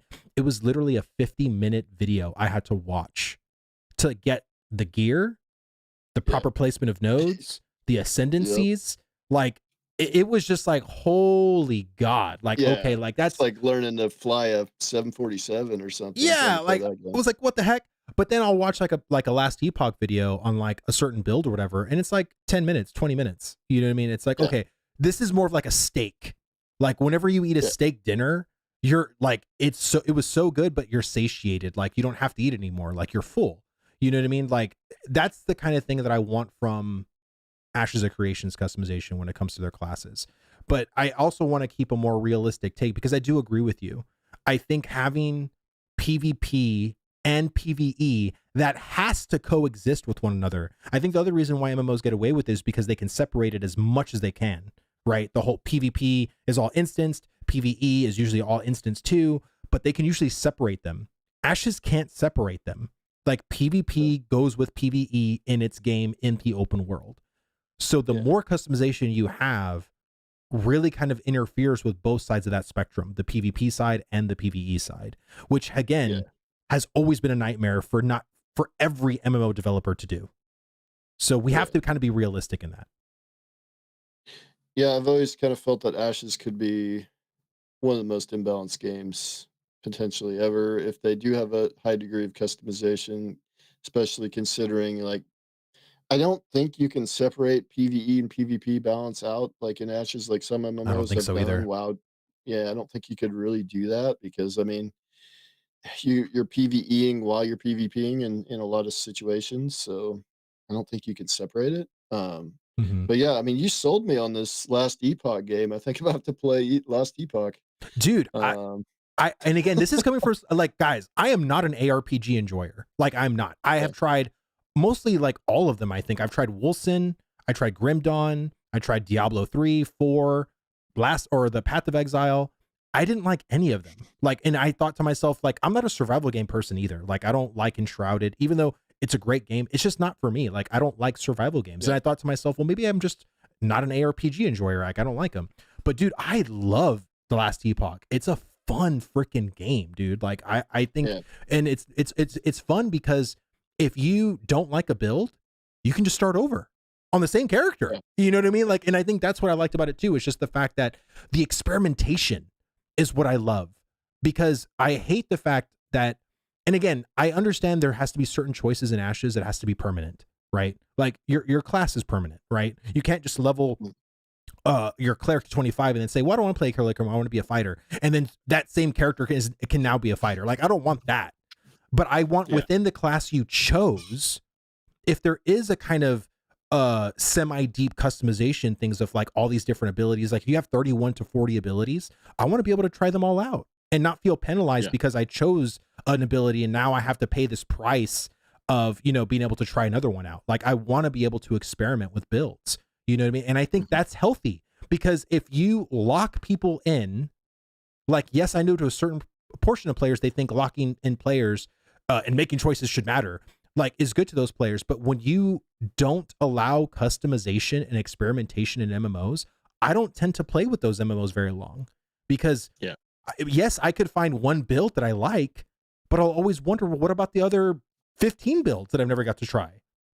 You know what I'm trying to say? yeah. Like, I think that's what I feel some MMOs don't do right at all, is they don't allow players like myself to customize and keep customizing if I want to do that. You know what I'm saying? I'm with you. I like customization, for sure. I mean, I think the trying to achieve perfect balance thing is every MMO tries, Oh, but it's so you bad. can't. The only way you could do it is to really cut everything out, and then it's boring, right? And then so Exactly. perfect balance, and I think a little bit of imbalance is actually kind of enjoyable at times. So sometimes Absolutely. it's nice to, oh, geez, my class is the flavor of the month now. That's going to be kind of nice for a while until they nerf it, right? But um, whereas in Ashes, alting and having multiple classes, that's going to be Yeah. difficult to do. So you can't have situations where, ranger is just drastically inferior to mage like for like 6 months straight. Right. You can't have stuff like that because of how long it takes to re-roll a character and how long it's going to take to get all the gear and ashes and all these things. So there has to be some balance, but um you have to have. I agree. I kind of hope that you can respect fairly easily, and obviously you can't respect your primary archetype, but you can change your secondary, and then also like your talents and stuff like that. I hope there's like a way to save builds, Oh, to me where you too. can Like quickly like like dual save specs, a couple. Yeah, kind of like that. Yeah, right? Okay. yeah, yeah. That Like would be kind of presets, like nice. a preset, Yeah, like like a right. preset, yeah, loadout or something like that. Yeah. Yeah, that would be kind of nice to have. Just because from the looks of it, if you had to manually do that every time, that'd Oh, be I pretty know. rough. Yeah. So, And I know for someone like myself, like, that would be very much appreciated, you know, especially because for me, like, you know, I'm going to be testing all these classes out. Like, I want to be able to try all these different abilities, all these different ways. Because again, weapon, if the weapon choices are interesting enough and the talent choices are also interesting enough, the combinations of all the weapon types with the classes and then the secondary arc, like, there is potentially a lot of intersection of just experimentation to occur, you know. And mm, again, the more basic and bland it is, the easier it's going to be for me to test and I can give feedback on, but I'll get bored with, you know what I mean? And yeah, and that's the thing. Like, I want this game to be a game that I can play for years, like 10 plus years. And the thing that I value is usually that class customization. And if it's not deep enough, and it doesn't have to be like miles deep, right? It doesn't have to be like where the fucking Titanic is, but I don't want it to yeah, be a kiddie pool either. You know what I mean? And I think we can all agree that a lot of the MMOs that are out are very much kiddie pool kind of, like you can't really sink your teeth in. Like, look at New World, man. Their talent system is pathetic. Like, I'm sorry. Yeah. I know many people love New World. I'm not trying to shit on New World at all. But I mean, it's just, that's what a lot of modern day MMOs do. It's very basic customization. And I really just want something a little bit deeper, a little bit more meatier. We're actually already over the hour long mark, Ryve. I don't know if you can believe it. We've been talking already for an hour. Is there anything else that you kind of wanted to talk about before we end the episode? No, I mean, I think obviously Caravans will be continued to be talked about for a long time. I think there was like 3 or 4 videos came out today. I know, it was crazy. Like, it's still coming. Like, I did my one video, and I've been watching all these videos, and like there's some great ideas out there. Like, is there no one else had like 2 like 40-minute long videos or something in the last couple of days? And Yeah, I listened to the whole thing, and I thought he had good ideas. Like, there's all these ideas. Zillin had great ideas. I think you've had good ideas, and on both sides, I think it's been a healthy debate. And I think right. there's been a lot of good stuff come out of it, and hopefully, Intrepid is listening to a lot of this stuff. And I have no idea if they listen to my stuff, because they don't ever comment on Ryve's videos, or maybe that could be because they're looking for Ryve Genesis or something. Oh Like, my God. I don't know where Ryve is. There's no Ryve here. This guy I said know. he's Ryve. It's like, who's this Ryve Genesis? This is weird. So I don't know if they watch my videos or not, but they comment on everybody else's videos, but they don't comment on mine. They only comment on my meme videos. They don't comment on anything I make seriously.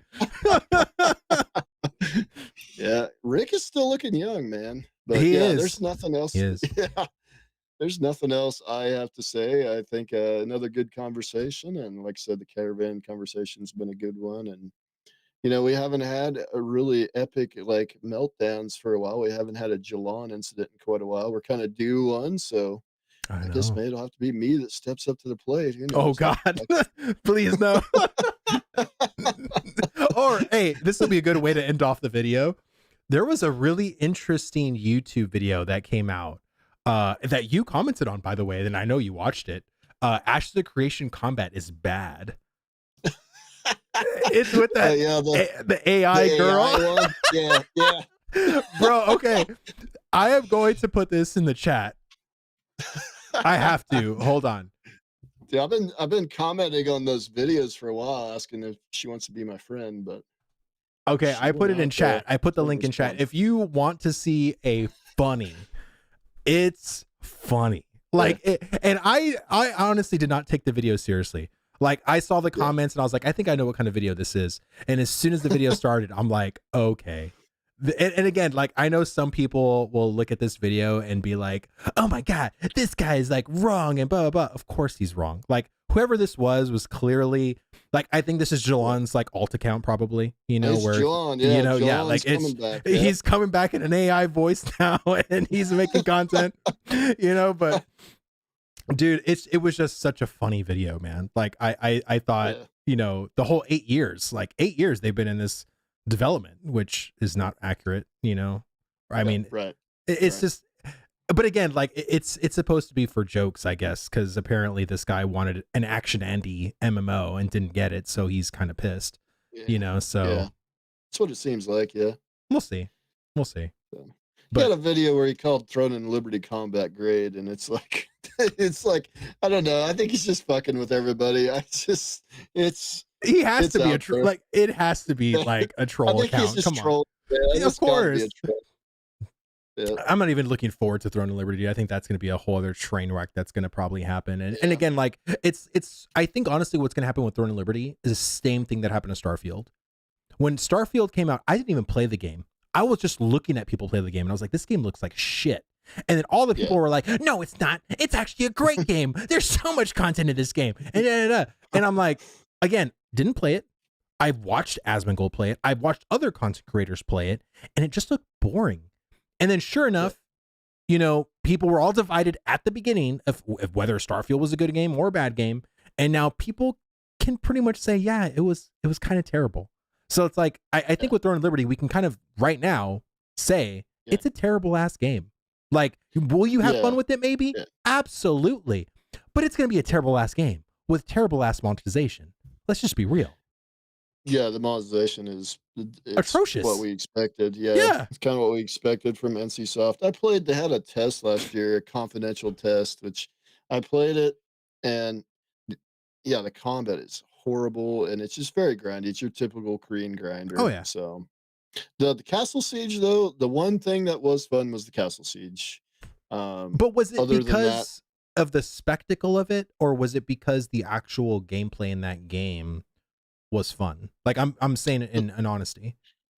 the spectacle of it, I thought Probably. the siege engines, like where the player transforms, I thought that was Oh, and the cool, and golems, yeah, the combat, obviously, super everything's held stationary. back by the combat in that game. So if it had good combat, I could get past some of the other stuff other than the pay to win. I mean, it's got some of the worst pay to win like I've seen, at least in Korea. And we'll see, 100%. like AGS, if they're able to, like with Lost Ark, they had less pay to win, but not a lot less. So we'll see.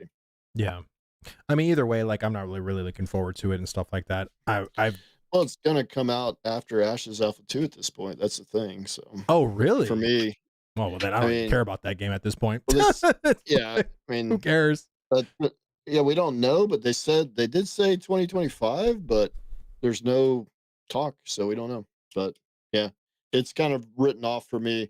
I was gonna play it for a while if, like, if it would have came out last year like it was supposed to, but yeah, at this point I probably won't even play it. Yeah. Yeah, it is what it is. Right, dude. Thank you again, dude, so much for just coming on literally at such a short notice and just being like, yeah, I can come Yeah, on.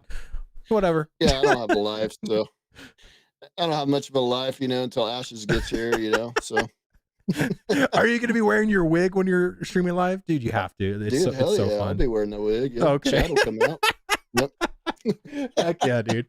Heck yeah. And guys, like I said, if you have not subscribed to my boy Ryve Genesis, go do Sure. that, please, because he's an awesome content creator for the space and invaluable. Because I love the way you present information.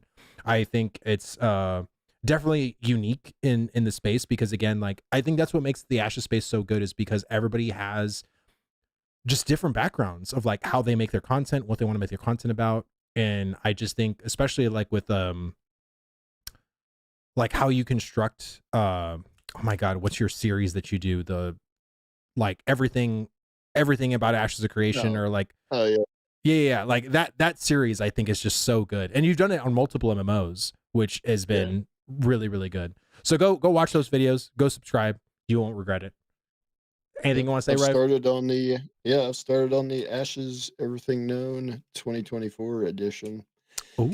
So it's Yeah, gonna that take the probably a Ashes few. one was an hour and something, because I watched the whole thing. Yeah, Oh my god, that was a doozy. yeah. I think it's gonna take me a couple months to do. It's gonna be crazy, but it'll be exciting.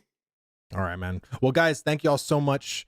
I hope I hope this was a great conversation for you guys. And leave me down in the comments, like, what do you guys think about the Caravan PvP, risk versus reward, player reputation? Like, I would love to know down in the comment section of what you think about all this stuff.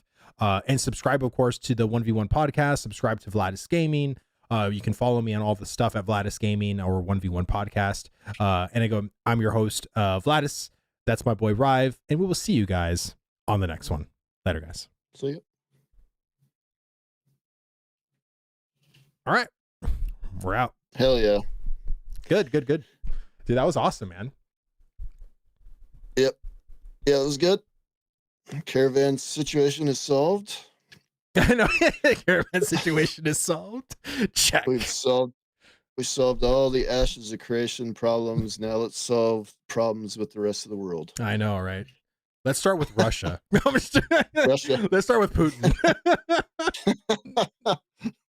Jeez, did you see that, the whole Tucker Carlson and Vladimir Putin interview?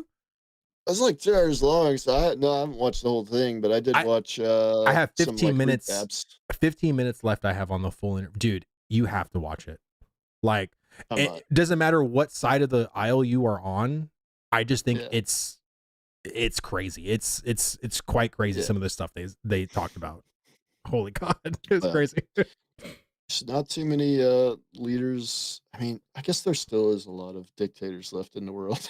No, there are. I was There gonna say, definitely are. I was about to say, yeah, it's not a lot of, but yeah, no, there is a lot of dictators left. So, Yeah.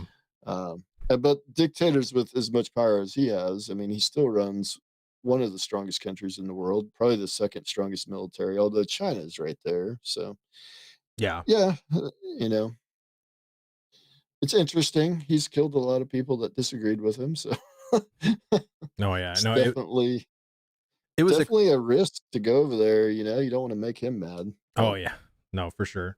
Um, but I think it was an important talk to have because it's like I think the United States has just been on this kind of downward spiral of what the hell are we doing like as a country? Like what are we doing for our people? Like, inflation, just like everything just feels bad. Like if we were to get like the patch notes of the United States, like we yeah, we, we have been nerfed like we've reverted to beta version. yeah, like we have been nerfed so bad that it's just like we need some quality of life improvements. Like, okay, we, Yeah, we need we were something. full launch for, like, 200 years there, we're gonna go Yeah. back into alpha, boys, sorry. Yeah. It's like Final Fantasy 14, we gotta relaunch it. Oh, okay. So, Let me no, I mean, that's the general consensus for a lot of people is things are, not the greatest. here, let me But, see. on the flip side, what I always like to say, oh, go ahead. Do you have to do something? No, no, no. I was gonna post the link in the YouTube chat. Oh, Just give me a oh, second. go ahead. Oh, the AI girl. Yeah, the Yeah, AI girl one. yeah. I've commented on like 6 or 7 videos, and I just ask if she wants to be friends and never responds. There we go. Did It's that gotta be Jalan. I don't know who that is, but that video was hilarious as hell. Like I was just laughing. Oh, dude, I love the haters, man. I miss Hill. Like, Hill's been gone, so I'm glad we Wait, got at least Voluma now. Hill's not he hasn't been commenting on your videos? No, no, Wait, and nobody's as what? far as I know. I don't think he's commenting on Narcs either, so I don't know what happened to Hill. Did he get like we got an announcement like Alpha 2 is in quarter 3, like who hasn't told him this stuff yet? Like or Yeah, is it maybe because Pantheon got he's delayed playing Pantheon. or is or Maybe he's playing yeah, he's playing oh, that extraction game or whatever it is now. So, yeah. I guess it's not extraction anymore, but I mean, it we'll could see. be. Pantheon, dude, I don't want to shit on Pantheon, but golly, like people say Ashes of Creation has a generic art style. Pantheon went stylized, and their Yeah, stylized looks generic as hell. Like I can't. yeah, I look at this mm, game looks as alpha can be.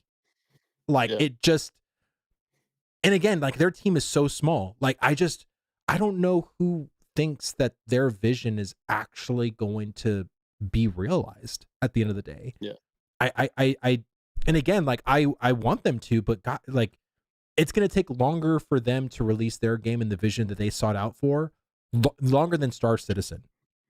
yeah, Like at this point, and I'm being as yeah, genuinely honest as I can. I'm not trying to talk shit.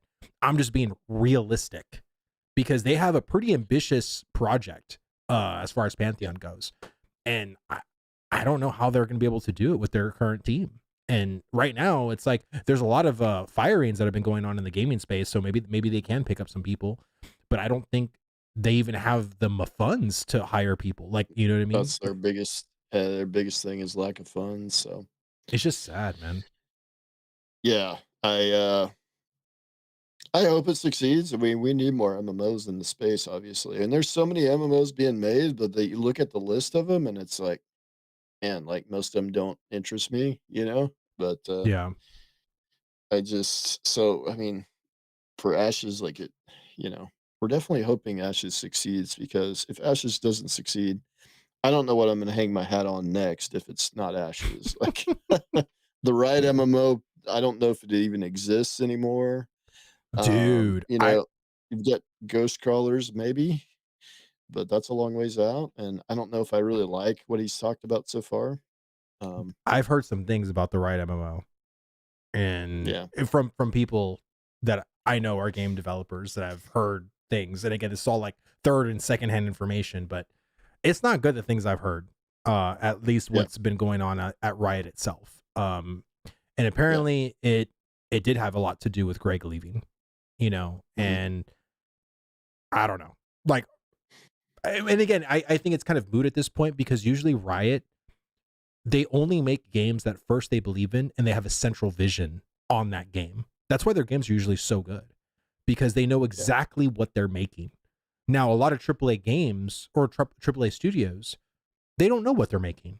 They're trying to amalgamate their game into what people like or what they think people will like, which is usually this generic, formless blob of a game that doesn't cater to really anybody because they're trying to cater to everybody.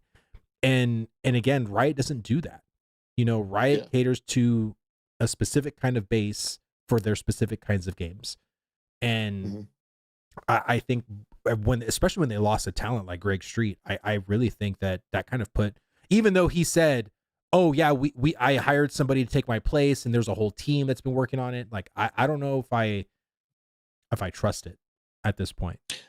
I don't either because you look at the guy that's in charge, and he has very little MMO dev experience. It's like it's a little bit, and it wasn't just Ghostcrawler left. Like everybody that's Hmm. working with him on his new MMO used to work on the Riot MMO, Yep. like Candace Thomas and all those people. Yep. So that's not normal. Like people leaving is normal, but the entire leadership team leaving, that'd be like if Steven and Bill Trost and Margaret all left, like, all at once, like, Right. that'd be what it'd be like, that's not normal, Yeah. so, Yeah, it's a lot. And then basically said, "Yeah, we're going to start another game that's not Ashes of Creation that is basically like Ashes of Creation but just a little bit different because it wasn't aligning to what they were wanting from the game itself, you know what I mean? And I feel yeah, like that's what which is kind of crazy because again, like I thought they would have give the laterality to Greg as to like they should trust him, you know what I mean? yeah, But again, like in all the interviews that I've seen, and I watched the Steak and Eggs podcast of them interviewing Greg about his MMO, and I don't, and I think it's one of those MMOs that maybe you just have to see it to really, because when I hear him talk about it, I am not interested.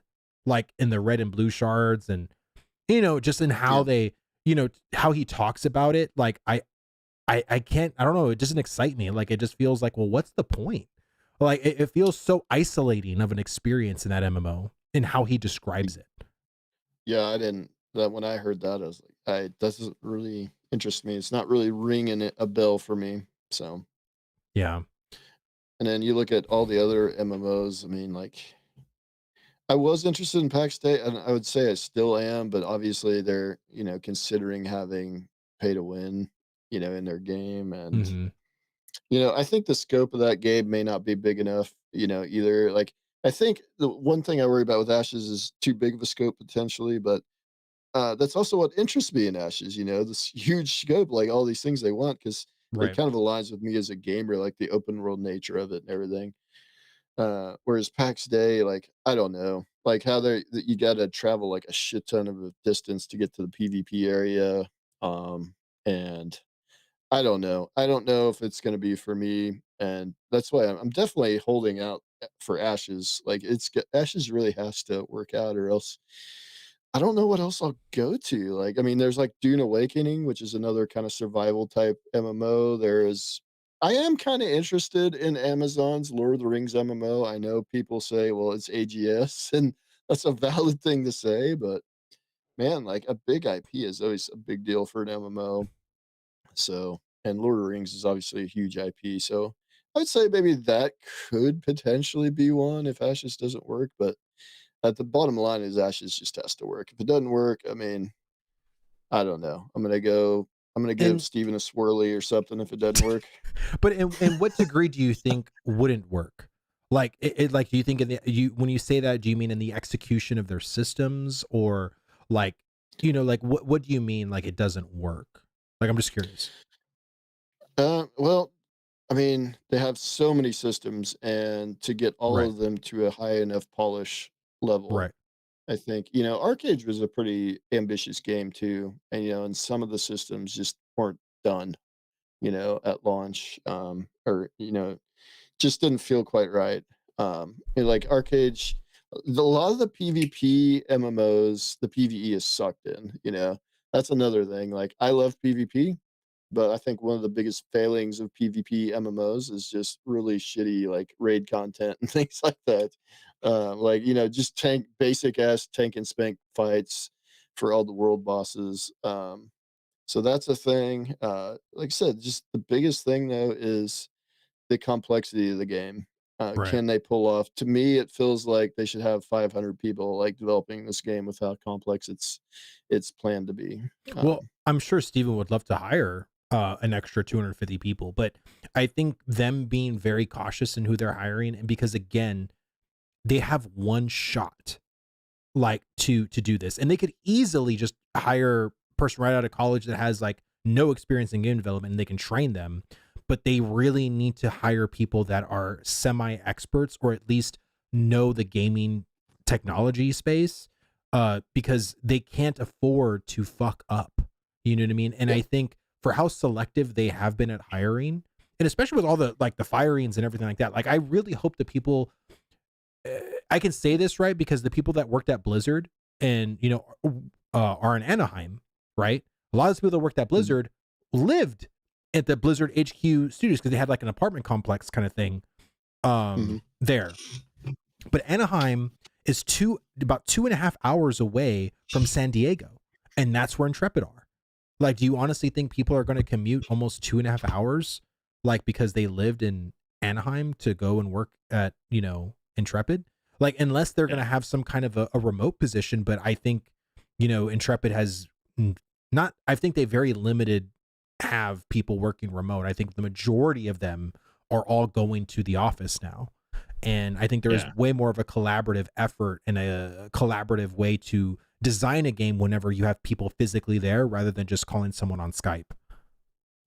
yeah. I agree.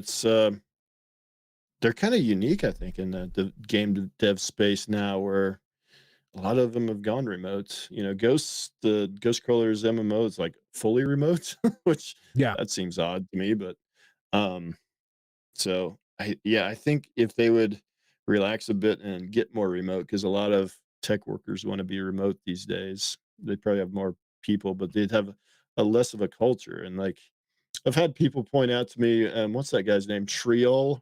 He's in my Discord some, and he says that he's always like analyzing like LinkedIn data for the company and things like that, and their ratings on Glassdoor, and like they have like an incredible Glassdoor rating. Like if you compare their Wow. Glassdoor rating, and there's other websites that are similar to Glassdoor, Right. and then you look at their retention, which we got to trust their statistics on that. But I trust their statistics because they've had people for years and years on these live streams, the same people.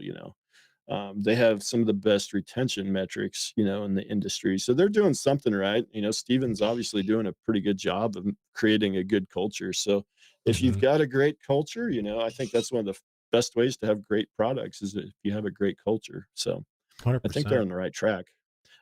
For me, it's always been, how are they going to make this giant ass game? Like, because it's like It's a lot. everything from like, yeah, it's just a lot. And that's what I've always worried about.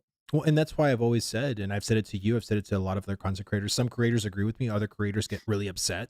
You know what I mean? People in the space, when I say that Alpha 2 may take up to 3 years, you know what I mean? Yeah. Longer, maybe. I don't know. But I think, again, because I'm a content creator and because I have literally broke down system by system all the things that Ashley Creation is trying to do, it's a it's a fuck ton. Like it's so Yeah. much. And this is like, you look at a game like World of Warcraft that has many systems too that have been compiled for the past 20 years that it's been going Yeah. on. Um Ashes can compare system wise to a Yes. 20-year-old MMO, and I'm not Yep. exaggerating. Yeah. So it's like I think it's very mind boggling for people to expect that that work should have been done now, because people should have thought, well, Ashes should have been done by now. Like, why is it not done? It's like, bro, like, if you really truly know like what systems they're trying to implement and how they're trying to implement it and how Mhm. deep and interwoven everything is, you wouldn't be asking that question if you truly did. And I think it's the naivete of a lot of people. They just don't know. Like they've Yeah. never done game development before. They don't know how long these things take. But You ask somebody like, Ryve, why didn't you make your hour and a half long video in like 5 minutes? Why can't you do that? Yeah, yeah. Why did it take you so long? Huh? Like, what's going Yeah, I on over haven't there? You cloned just, myself yet. I but gotta go talk to that guy in, like, South Korea that clones people. yeah, it's just, Right, I guess he's only cloned sheep so far, but, I'll be the first guinea pig if he wants to try to clone me, I suppose. well, I just wanted to say in chat, I'm so sorry, I'm not neglecting you. There was someone in chat that asked, how do you feel no DPS meters will affect complexity of PvE encounters, dungeons, raid boxes, etc.? It's Zero. a great question. Zero influence and zero effect, because guess what? Final Fantasy 14 does not allow add-ons. And yes, there is a damage meter that is unsanctioned by that. And usually if you get caught with it, you will be banned. And guess what? The same thing will happen in Ashes of Creation. There will be someone who will make a damage meter in Ashes of Creation. Because even though Steven says there is no like he wants no add-ons or whatever, you cannot stop someone from taking apart your code and making a DPS meter, just like in Final Fantasy 14. Yeah. So if people really want one, they will have one in Ashes, 100%. If there's a combat log, you could just, like, have a Yep. screen reader or whatever, yeah. Yep. So And so even though, like, again, because there are damage numbers, they would literally, Intrepid would literally need to completely get rid of those damage meters or the damage numbers and get rid of Mhm. anything that the player character can see numerically in order for there to be no damage meter. And so if they're that willing to do it, and I'll tell you this, I would be very unhappy about that because I loved seeing damage numbers. If you don't like, if you're looking at a crit pass by your screen, you're like, oh my god, I crit for this damage. Like it gives you that jolt of excitement. If you're seeing no numbers, like it's just boring. Like you have no idea what you're hitting for. You know what I mean? So that's my whole take on the damage meter discussion. What about you, Ryve? Um, I don't know how I feel on that. I think, if you have all that information, obviously it does trivialize the content a little bit. I know Final Fantasy's been able to do it and still have complex bosses, but I wonder if they had damage meters, if they wouldn't have to, because like WoW and like Mythic raiding, I don't do it, so I probably can't say. Right. I've never done a Mythic raid. I'm not a raider, like really. I mean, I raided back in Classic and Burning Crusade before they had all the raiding tiers, where it was just raiding, right? It wasn't all the different levels. Right. But yeah, I mean, they have had to make the Mythic raids like a very highly choreographed dance where you've got to do everything perfectly. And I think Mm-hmm. damage meters have contributed to that a little bit. Right. But Final Fantasy raids are very difficult too, from what I understand. Again, I've not done them. Yeah, I But mean they're savages, and then also they have ultimates, which are like the mythic version of that. Very hard, very complex, and stuff like that. And so, and there's people that literally that do that content, that don't have damage meters. There's a lot of them that yeah, do, but there's a lot of them that don't. You know what I mean? So I again, I'm the kind of player, Rive, where I just want to know, am I doing the best possible damage? That's all I'm coming from. I don't care what other people are doing. Like I know there's some yeah, people that want to play the DPS police and be like, why is your damage below the tank? You know what I mean? Like yeah, I know there's people that are like that. I get it. yeah, But I just want to make sure that I'm performing at um the best possible way that I can. And I think when you don't have a damage meter, like Lost Ark, yeah. as an example, Mhm. um like I'd never know, am I doing okay? Is my rotation good? Like, and again, I'm not going to sit there and try to break down all my abilities numerically and then try to like, calculator it up on the side. You know what I mean? I'm not going to do that. Yeah, I'm just not going to care at that point. And then because I can't care, like I just lose interest. You know what I mean? Like that's my whole thing. And maybe it is my WoW brain speaking a little bit on that, but I don't need a damage meter for others. I need it for myself is my whole point. yeah. Mhm. Yeah, yeah, I get that. I'm okay with not having damage meters. It's kind of nice as like a raid leader to have that. So Right. you do know, like, who But needs to maybe step it up a little bit, but I, it's not all about damage either. no, So 100%. And I just want to say this too, that I honestly don't think that Ashes of Creation is going to have mythic or ultimate kind of content. no, I really no, don't. Like I no, I think again, the world boss content and maybe even some of the instance content isn't going to be hard. Like, I think if you're a seasoned MMO player of like 10 plus years or even 5 plus years, Ashes of Creation isn't going to be that game that's going to challenge you. I really don't think it is. It's so hard to develop open world content in that kind of a way that is like super challenging, because the other thing you have to take into consideration is PvP. Like, you can't stop other players from trying to kill a boss. Oh, yes, you can in Ashes. You know what I mean? Like, if you want to do that, you definitely can. And so people have to understand too that these dungeons, these open world dungeons, aren't going to be open world dungeons. They are open world battlegrounds at that point. And there will be multiple groups trying to kill the same boss, and you'll be fighting for that, that kill. And on top of all of the boss mechanics that boss was going to do. So I think if they did truly make it like cutting edge, or like 1% can only kill this boss on top of PvP, no one's going to kill anything in Ashes of Creation if that's the case. You know what I'm saying? Yeah. So Oh, you're 100% right. But they have to make it like better than some of the ones in the past. Like I said, Arcade, some of the bosses were just like brain dead. Yes, I don't want them to be pinatas. Like, I'm not. That's not what I'm saying. All I'm saying is I don't think it's going to be in this very much 1% of persons are only going to complete it kind of content. I think it's going to be hard. I hope it's hard. I hope like it's only like maybe 20% or 30%. But saying 1% is a big statement, because again, ultimates in Final Fantasy 14, that's like a 1% kind of thing. You know what I mean? Not many people do that, and that's why the rewards, it's only a transmog, but it's a very awesome looking transmog. And so when you see those rewards on people, you're like, damn, like this person has that thing. You know what I mean? Yeah. So that's the kind of thing that I Q, dude, thank you so much for the sub, man. Thank you. But yeah, like I don't want people to get it twisted. You know what I mean? That it's like, I want there to be challenging content in Ashes, but I just don't think it's going to be that level of challenging content. You know? Yeah, no, I agree.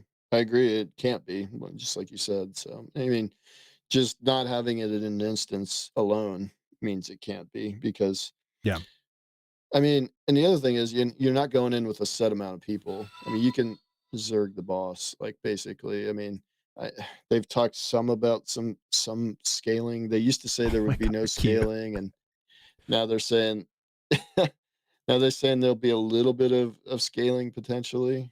But yeah, I mean, what people are going to do if a boss is hard, since it's open world, they're just going to send twice as many people as the boss is designed for, and it'll be trivial anyways. Sorry, Q just raided me with 16 people, 16? Dude, thank you so much, Q. You're an absolute G. But yeah, like, no, I agree with you. I think, again, like, and that's the thing, I kind of hope more for mobs. Like, so I don't know if you've ever played Final Fantasy 11, which was an MMO from the past. Mobs in that game, and also in classic WoW, were challenging because you couldn't just pull the whole room. If you pulled, 2 mobs or 3 mobs in classic WoW, you were probably going to die, like, as a leveling person. But again, like, there's a lot of MMOs now that are just, it's so much cannon fodder, dude. It's like, I get so bored leveling because the mobs produce no challenge at all. And I think that's been the one big glaring thing for me. And again, when I did see the range showcase, it's not the ranger showcase, the ranged showcase, when they showed off the minotaurs. Those minotaurs had, I think, an upwards of like 5 abilities that it could cast. Now, you look at an average mob, it's auto attack. The average mob in an MMO just auto attacks you.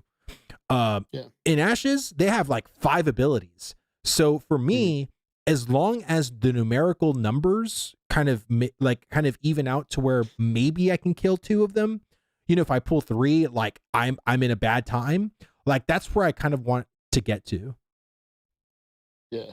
Are we talking PvE servers? I saw Steven agree with you. Yeah, we are talking PvE servers, actually. And Steven is going to put PvE servers in the game. He messaged me about it. Yes. He's all down. He's actually changing his complete Ashes philosophy, and he's going to get rid of the whole PvX environment. Everything is now PvE. We have it officially. You've heard it here, folks, on the Vladis Gaming YouTube and Twitch channel. It's happening. Get ready. Yeah, Buckle up. Yes, it's Sawman was coming. excited. Dude. Oh my god. It's so funny with the whole PvE side of things. Like, why do you think people are so wanting like like, do you think it's because like the PvE, like, and how MMOs are developed now, where it's like very much a single player game? Like, do you feel like people aren't ready for a group experience with PvP potentially, like in an MMO? Yeah, I guess. I mean, I think there's a lot of people say you can't. It's impossible to do PvE servers. Like, I think I'm with you on that. Like, you could. I just think that it depends what you're talking about. Are you talking about like just removing the corruption system, but caravans are still the same system, sieges are still the same system? You're just removing corruption and always on PvP, then yeah, you could do that. I just think the game would get boring after a while. It's just like at that point, you really are leaning heavily on your PvE systems, and your world bosses in that case become, PvE only, and they'll get Yeah, quite boring because people just zerg the world boss and there's no PvP. I right. think the game would get very, very boring very quick. And I think it's just the mentality of PvE and PvP servers in games like WoW, and you've talked about this a lot, where there's no punishment for killing somebody in WoW. And I was playing Season of Discovery Phase 1 with the guild, and I haven't started playing Season 2 yet, or Phase 2, but towards the end of Phase 1, I was bored. I just killed everybody. Like, I just Yeah, would kill everybody in Ashenville nonstop because there was nothing else to do at that point. I had all the gear from the raid, and I was just bored. And in Ashes, you can't do that.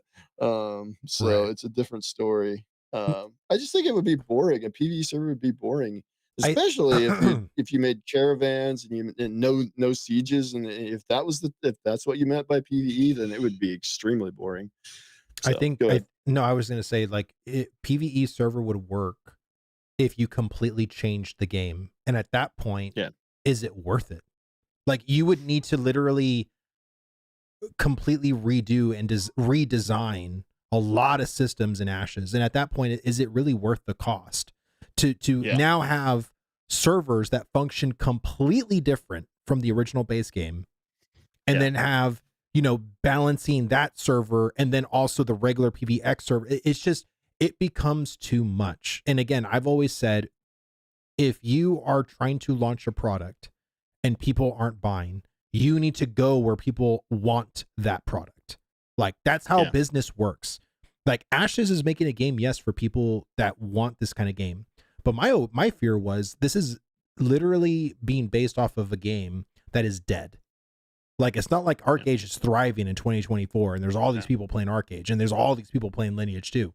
That's been my number one fear. However, yeah, because Ashes is like almost like an evolved form of those games, like, I would say, like, go to the markets that played ArcAge and Lineage 2 very heavily.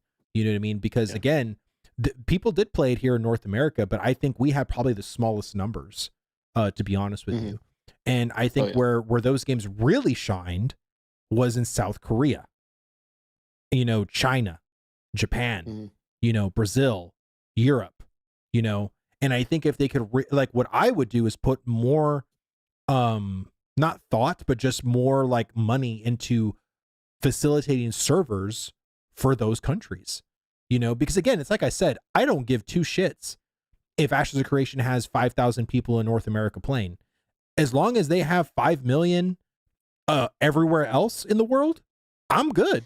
I'm Gucci, because that just means that Intrepid is making money. My fear is, I don't want them to financially, not make it because, like, they can't. Maybe it's like they didn't think about going into South Korea or going into these other countries, and maybe they just thought it would be a very big success here in North America. But if it's not, then we need to pivot, right? Because I also don't want to go the route of WildStar, where, yeah. I was actually going to make this video, Ryve, and I actually stopped. Um, I basically stopped making it. Maybe I should later, but I think it's one I of have those a few of those videos sitting in the vault. You Yeah, start, you're like, oh, this sucks. Just yeah. throw this one away. Well, I mean, it's basically I don't think it's a bad video, but I just think I'm gonna get a lot of hate on it, and it's comparing the Yeah. journey that WildStar went through because WildStar was a PvE game, Yeah. was very hard. It didn't have pay to win, and it failed. Yeah. Yeah. Like, you know what I mean? Like, it's just like it boggles Yeah. my mind that now we're talking about a game that's PvX. It yes does not have pay to win, and again, this is the whole crux of my video. Is I think honestly, WildStar was probably ahead of its time because WildStar came out in the market in 2014 where I don't think MMO players were looking for a new home. People were Mhm. solidified in their current MMO. Like if you were a WoW player, you were fine playing WoW. If you were playing Guild Wars 2, you were fine playing Guild Wars 2. The whole 20 because there was a stint of 2012 to 2014 where a lot of those MMOs failed.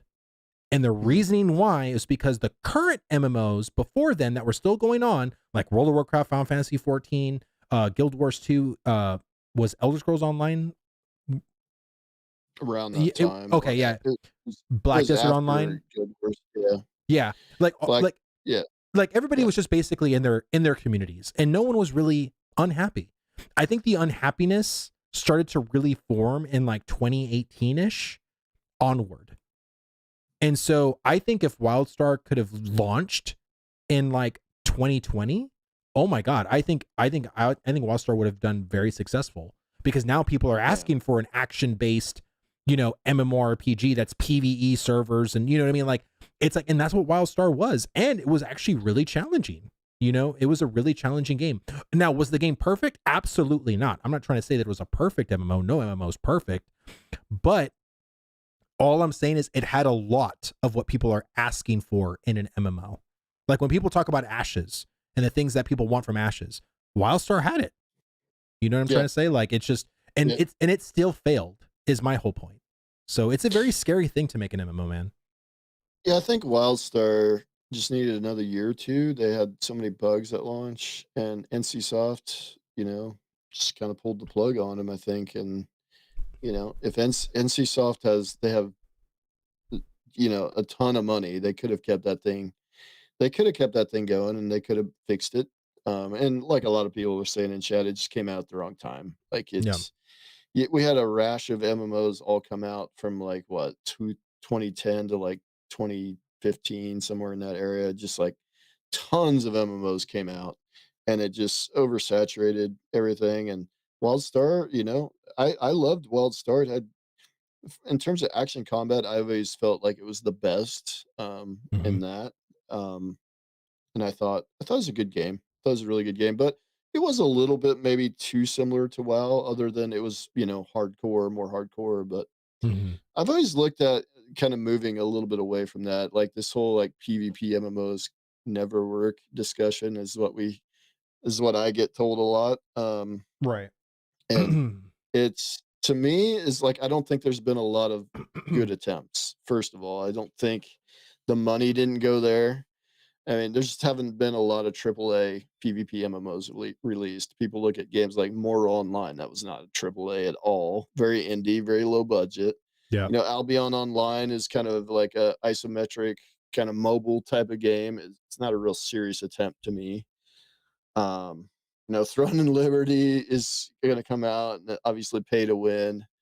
Yeah, a lot of it's pay to win too. Like Arcade had massive pay to win, Hmm. and was it the PvP that killed Arcade, or was it the pay to win? I've heard a lot more people say pay to win. I haven't heard too many people say it died because of PvP.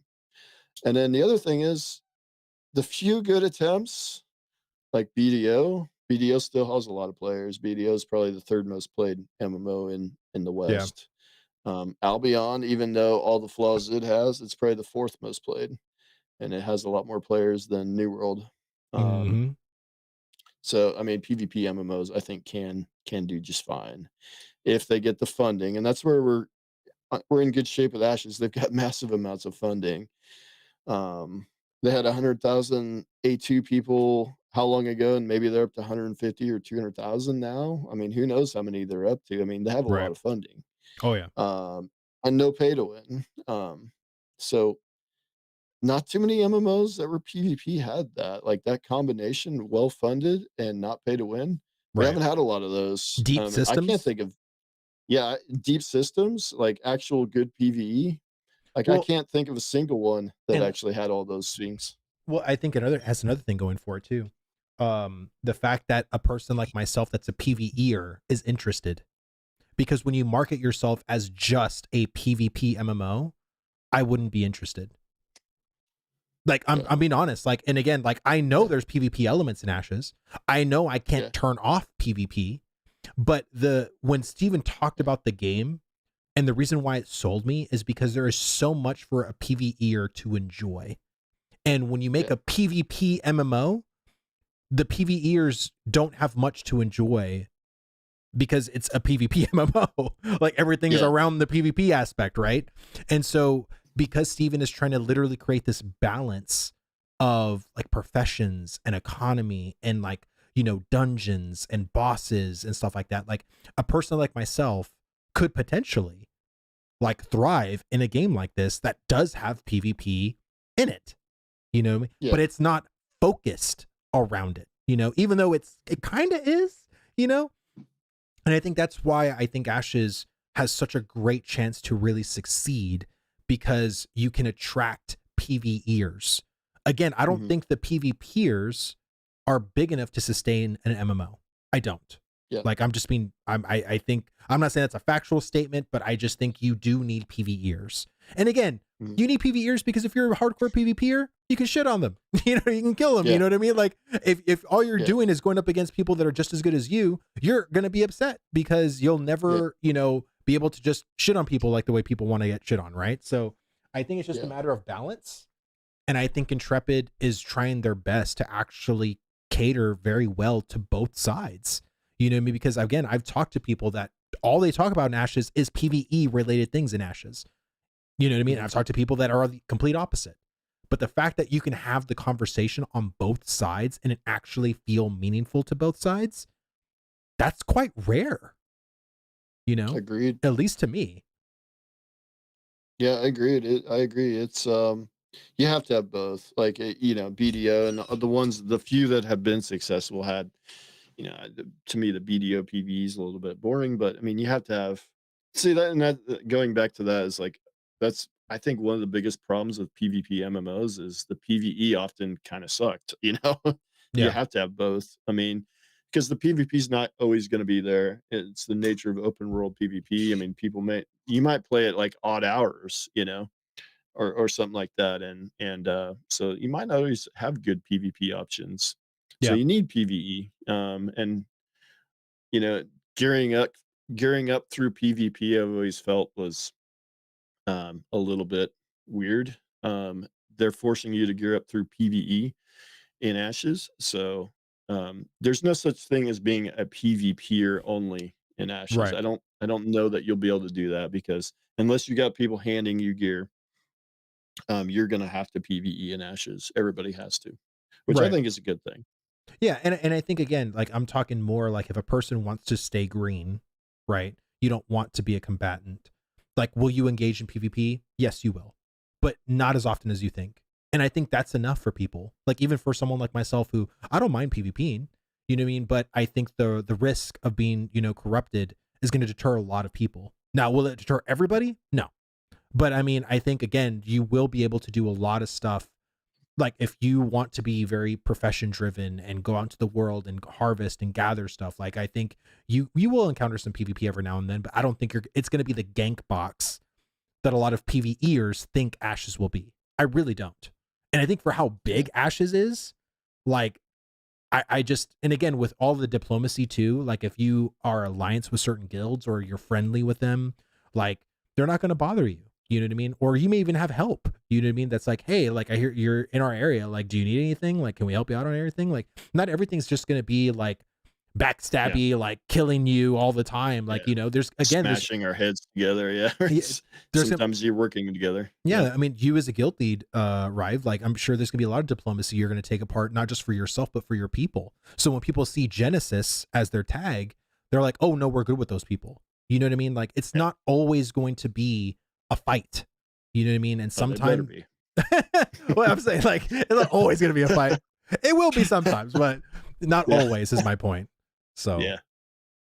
No, I agree. It's especially like when you talk about your node and things surrounding your node, I think and that discussion was brought up regarding the caravans, and I think it is there a no one else, is that how you say his name? But yeah, he Mr. had that Nose. video, and I think that was one of the points he made in his videos was you know, you may not attack caravans that are heading towards your node or from your node to a nearby node because those caravans are helping your node in theory. Right. Um, because the node commodities and things like that being transferred between nodes are helping to level up the nodes. Right. So you might see more caravans coming from like an external vassal chain. So within your own vassal chain, maybe you don't see caravans getting attacked, but the external vassal chain, maybe those are more your enemies because nodes can't go to war with each other. Guilds within the vassal could, but they may not because there's not really a real big impetus to do that.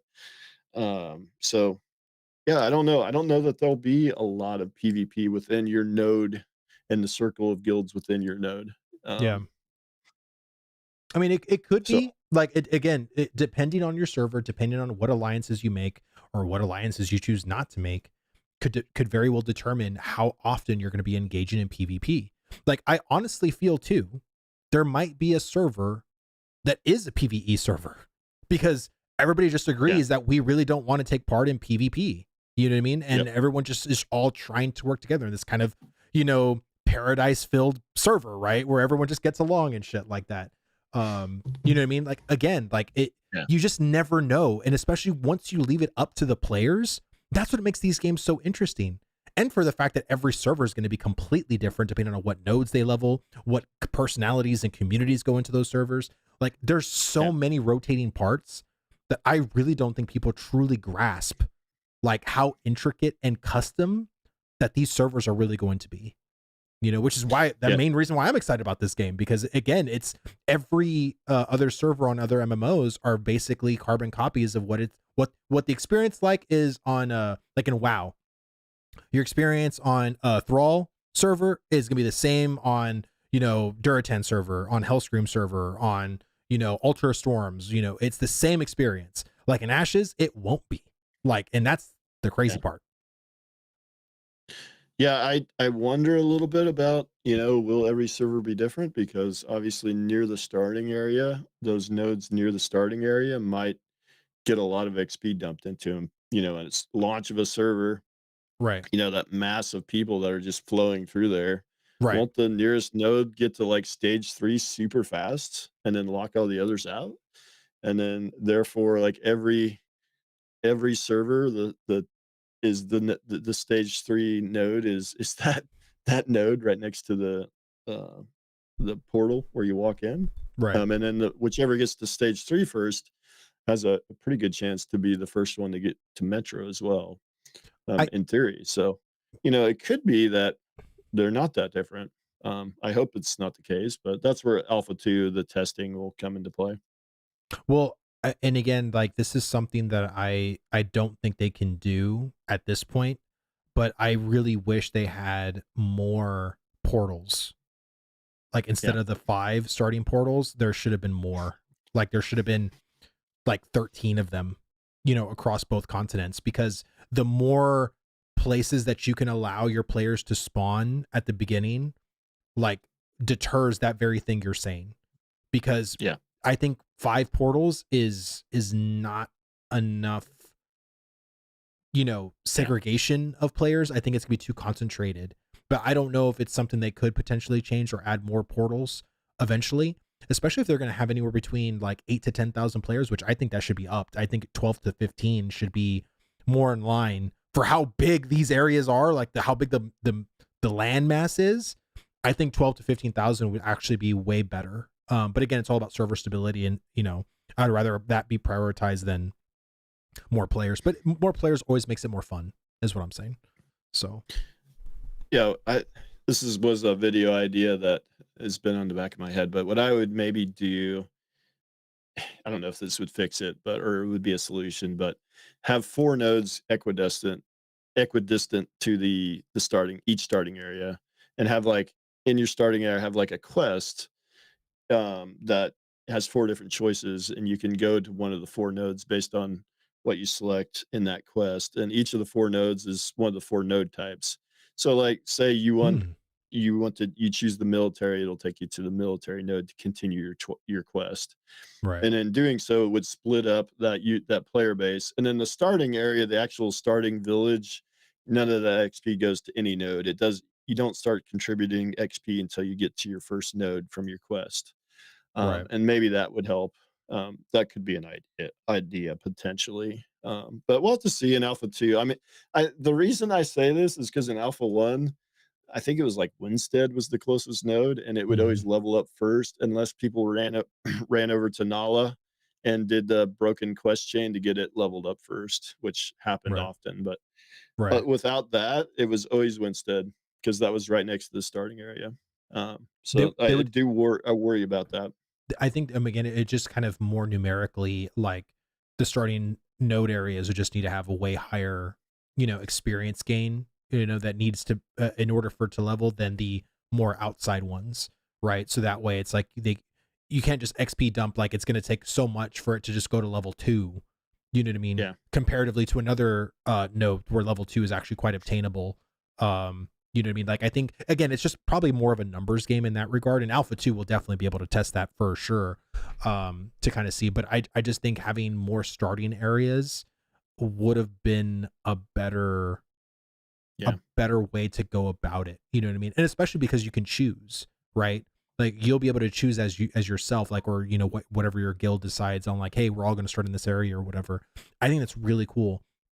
Like, and the fact that in WoW, like where I came from, right? Like if you wanted to play an undead, you started in Brill, you know what I mean, or in that area, right? So it was like you couldn't start an undead and then start in Duratar.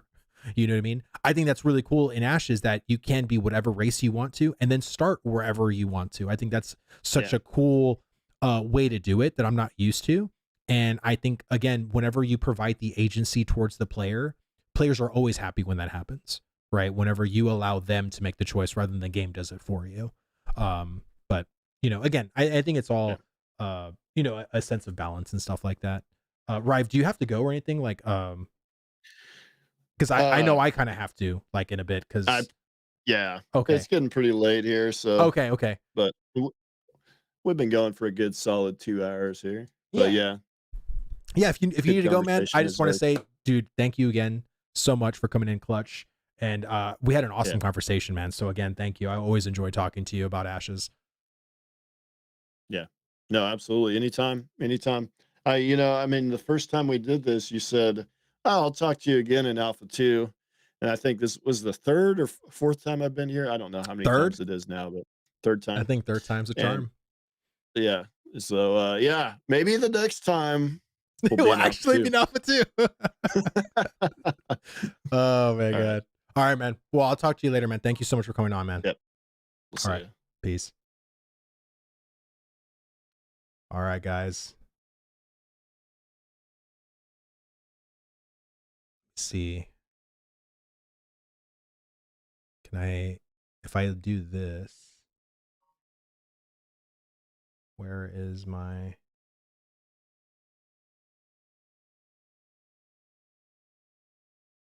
Okay, I've never done this before. Sorry. Where'd my camera go? No. Am I lost forever?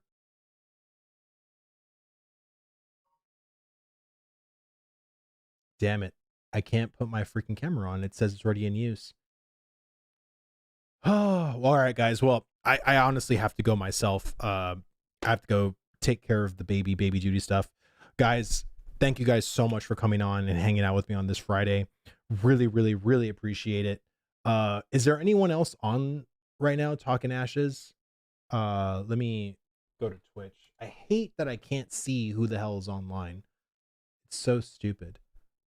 Any of our boys or oh, the tavern's on. TF TGF Tavern. Okay. Let's go here.